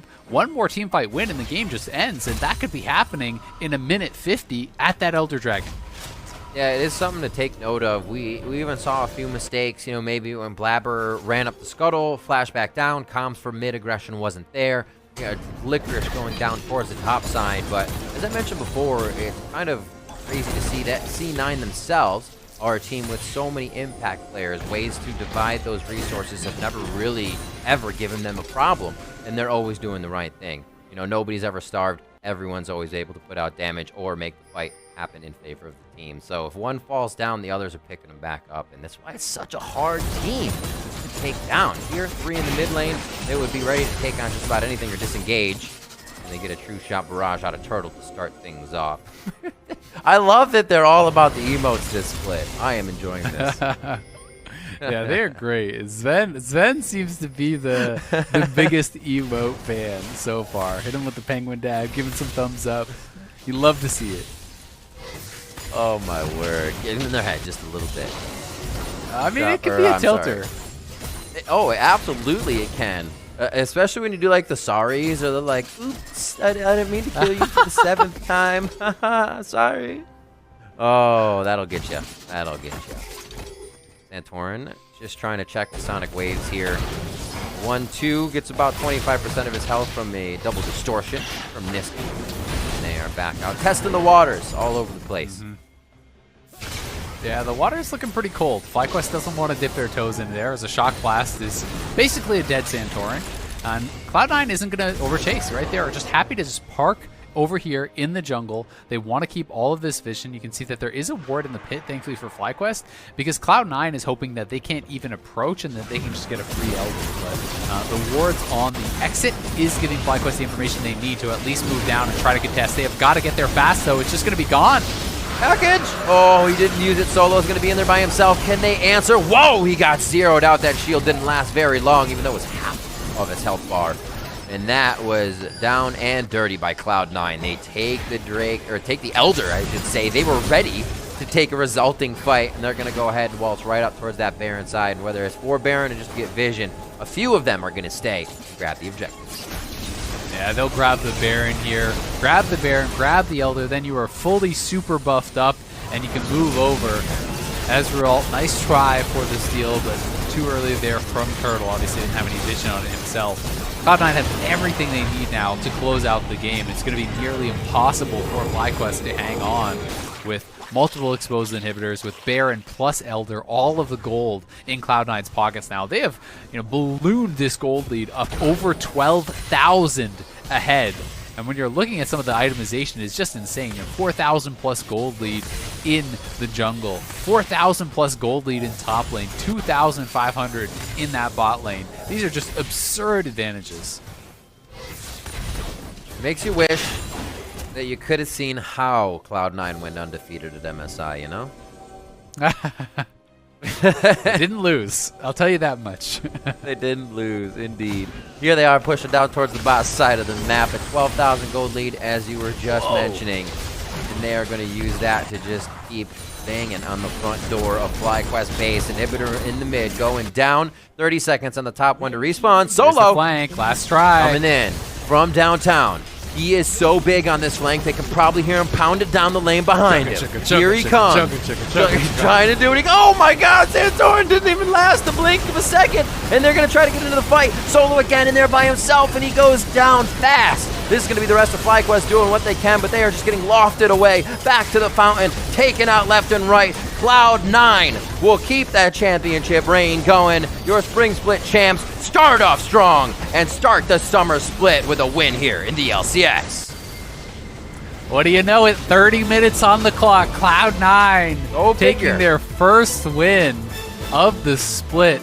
This team just looking so damn good right out the gates. That was such a fun game, such an exciting game, in that rematch of the finals. FlyQuest deserving of some credit too. They did not back down from Cloud9. They were willing to match them blow for blow in those early fights. The 5-man from both teams TPing down to fight at that scuttle was just insane. And it was FlyQuest that came out ahead, but Cloud9 will just keep going at you. It's not going to stop after one fight. You have got to be able to match them blow for blow throughout the entire game, and they just couldn't quite keep pace. That's the scary thing, right? You see this team that you can get a few kills on early game, and a lot of times, even in solo queue, you're like, it's early game. That doesn't matter. That's good. In professional, you can put a little more weight to it and say, sweet, this, they should use this, they should do that. But against C9, it's like, how much of a lead do you actually need before it's a lead, right? We saw Santorin go top and get a kill onto FLICKR. Then they were able to pressure him off. We saw 2 kills to Wild Turtle in the bot lane, but Ezreal doesn't exactly just ramp up immediately, and you can use that power everywhere. So Cloud9, biding their time, knows they can win that mid game. So no matter, it seems what you do to C9, there's probably something in the early game, but you have to have a mid game master plan. You have to have the transition of whatever power you have into the objectives, into turrets, because Cloud9 is already thinking about that. It's absurd. Exactly. I mean, this is the thing, right? This is why they looked more dominant than probably any team ever has before in the LCS, because there's not an obvious answer, Riv, right? They have 5 individual players that are at the top of their role. They have some of the strongest laners of any team in the league. They have, the best team fighters of any team in the league. They just don't have any obvious holes, right? And maybe they exist and someone has yet to kind of show them to us, and we'll see if someone can kind of rise to their level and really poke some holes into their gameplay. But for the most part, it really feels like your best chance at beating Cloud9 is constantly fighting them, trying to draft winning lanes, go right at them, and hope Cloud9 can't execute in some of those team fights, that you can take those advantages and snowball it, because Cloud9 is never going to back down from those team fights. And if you can punish them there, hey, maybe you can get a lead. But that is so much easier said than done, because they are just so damn good in these skirmishes and in these team fights. They absolutely are. So Cloud9 takes their first win here in the Summer Split. We are going to take a quick break, but on the other side, we are going to hear from the Honda MVP, Blabber himself, and a look towards the rest of Week 1 of LCS. Don't go anywhere. Look forward, hit the gas, focus on the road before you. The Honda Civic, with standard Honda sensing. It's fun, always. Verizon knows how to build unlimited right. You start with America's most awarded network, the one with unbeatable reliability 13 times in a row.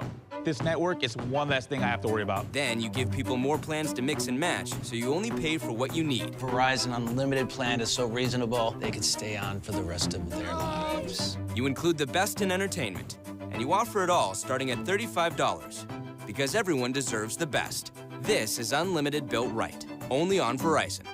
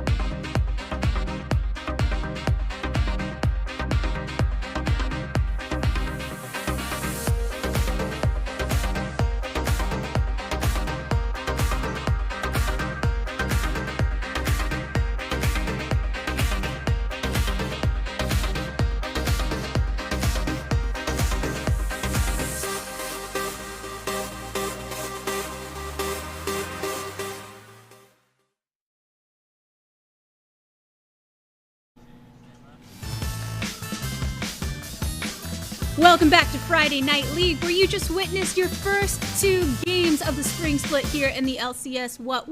But before we get to our breakdown here on the State Farm Analyst Desk, we do have Pastry Time standing on by with your Honda MVP of the spring split. That's right, I am indeed here with Blabber for another Cloud9 victory. Blabber, how you been, man? It's been a while. I'm doing good. Feels good to win our first game. Is there anything different at all about playing the same team again? Because obviously you had the final series, and even though there was a long break between spring ending and summer starting, you have played FlyQuest a few times. The rosters didn't change. Was there anything special about preparing for this game, or was it just another game? Yeah, there wasn't really anything special. FlyQuest is probably one of the easiest teams, I'd say, to draft against for us. We pretty much know how they're going to pick. They're going to pick set 1-2. They're going to save last pick for Power People no matter what. So it's pretty simple for us to draft versus FlyQuest, I think. Yeah, it makes sense, and it certainly seemed like you had the game under control despite some mishaps perhaps in the early game. Kind of pulling back a little though, what was the off-season like as far as preparation? Like, obviously not getting to go to a big event like MSI has to suck. So what was it like for the team? Did you rest? Did you practice more? Kind of what happened between, again, spring ending and summer starting? Yeah, so we took about a month off, I'd say, maybe a month and a half off probably, and then we played different games. I played a bit of Valorant, some Hearthstone, stuff like that. But we started scrimming again on like the 26th of May or so, and by that time, teams were already scrimming, and we were like, oh, maybe teams would have like gotten a lot better or something, hopefully or something. But I mean, we're just back to the usual. Although I do think teams are a lot better this split than last split. I'll give them that. Are there any particular teams you could speak to that might be a bit better, or is it just general? It feels like the league's a bit stronger. I think TL is stronger than they were last split, and I think FlyQuest have been playing better too. Obviously, we haven't scrimmed them recently because we played them, but when we first started, they were doing pretty well also. And then a final question for you. Junglers, certainly, I mean, you took a break from the game, you come back, and all of a sudden, Death Dance great. Junglers seem unbelievably strong, and it seems like this is like made for you to carry yet another season. How do you feel about the jungle meta currently with all these good aggressive junglers in the pool? I mean, I don't even know if they're aggressive junglers. All the really strong junglers just farm all their camps over and over again. As you saw from my Olaf gameplay, I didn't really do anything but farm my camps, and then I'm just really strong at one point. So it's not like I'm really doing anything that aggressive early game. I mean, obviously we're fighting a lot, but it definitely feels good to be able to play a carry role instead of a Sejuani and Skarner. Do you like the style? Would you prefer to be playing a ganking jungler? I mean, certainly you wouldn't prefer to be playing Sejuani, but do you kind of like what the jungle's at for you? Yeah, I think jungle's in a decent spot right now. I do think some champs maybe are a bit too strong, and maybe jungle experience is a little high, but I think overall it's fine. I don't really have a preference on ganking style junglers or farming junglers. Yep, certainly. It seems like you're going to win games no matter. But thank you so much for joining me, and congratulations on the win. Yeah, thank you so much. All right, well, thank you to Verizon for helping us set up the interview. Now to wrap up. Always great to hear from Blabber, and Pastry good time too. But here's the thing. There's one question that was not asked that I think is very important. The most important thing after that game, because emotes are enabled. We had a lot of moments to pull from. So Mark, with your expertise as an analyst, what was the best emote usage that you witnessed during that game? It was pretty easily for me when you had Vulcan Q into the wall right at the start of a team fight, and then flashes Rammus OK thumbs up emote. Razzleplasm tweeted a clip of it. It's great. Check it out if you haven't seen it. It's on his Twitter. It's hilarious.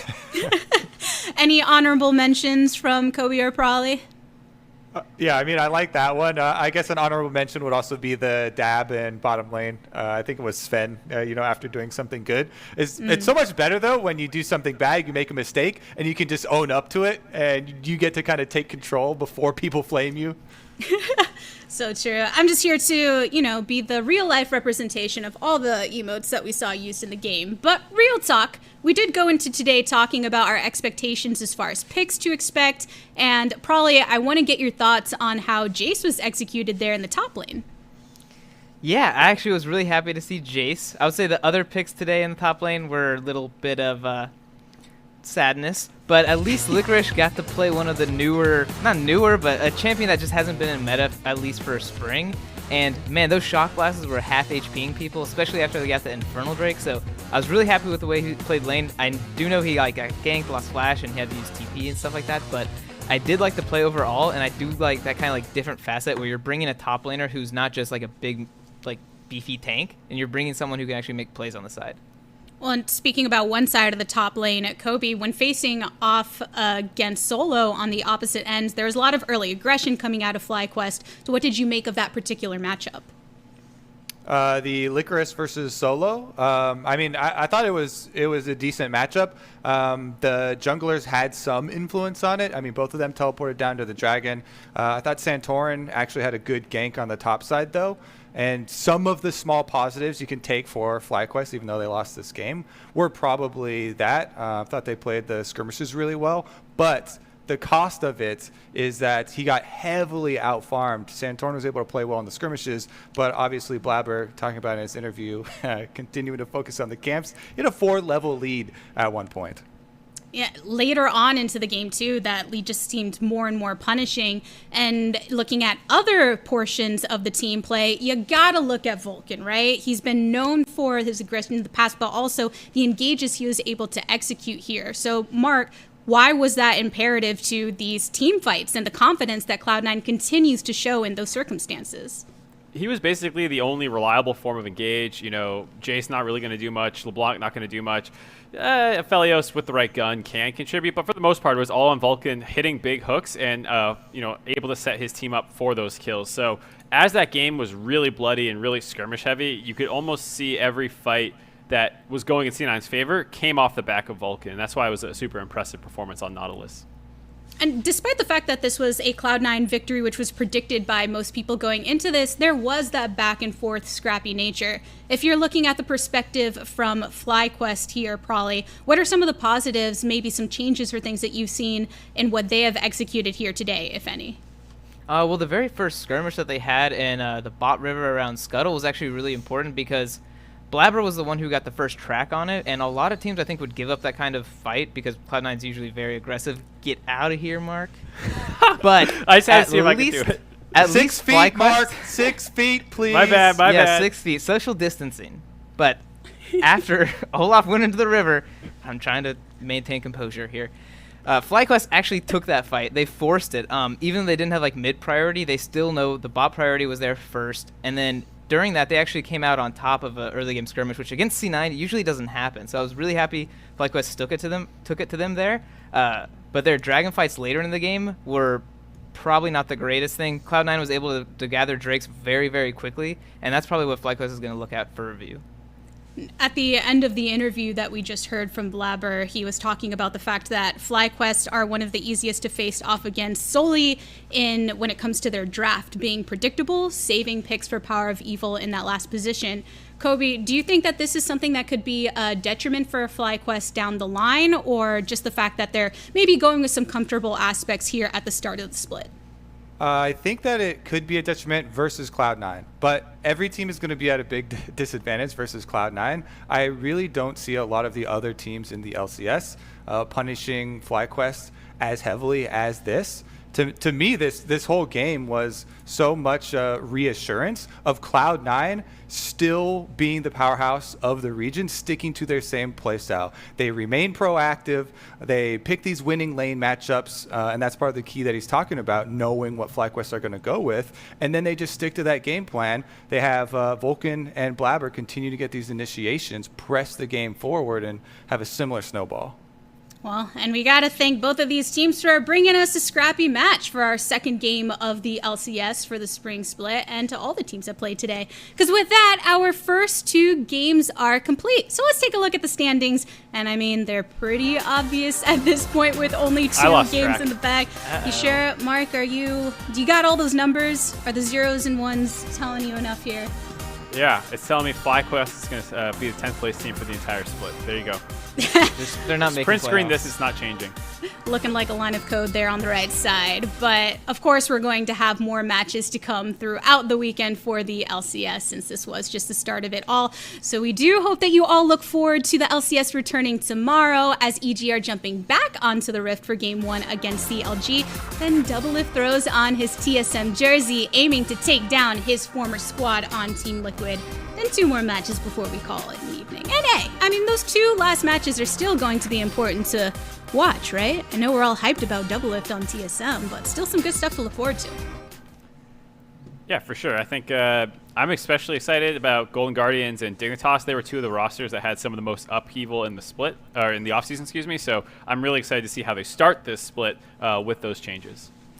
All right, everyone. Well, to the three of you, thanks for keeping me company here on Friday Night League. But that will do it for all of us for now. On behalf of myself, the casters, and the entire remote broadcast crew, thanks for tuning in. We'll see you tomorrow for more LCS.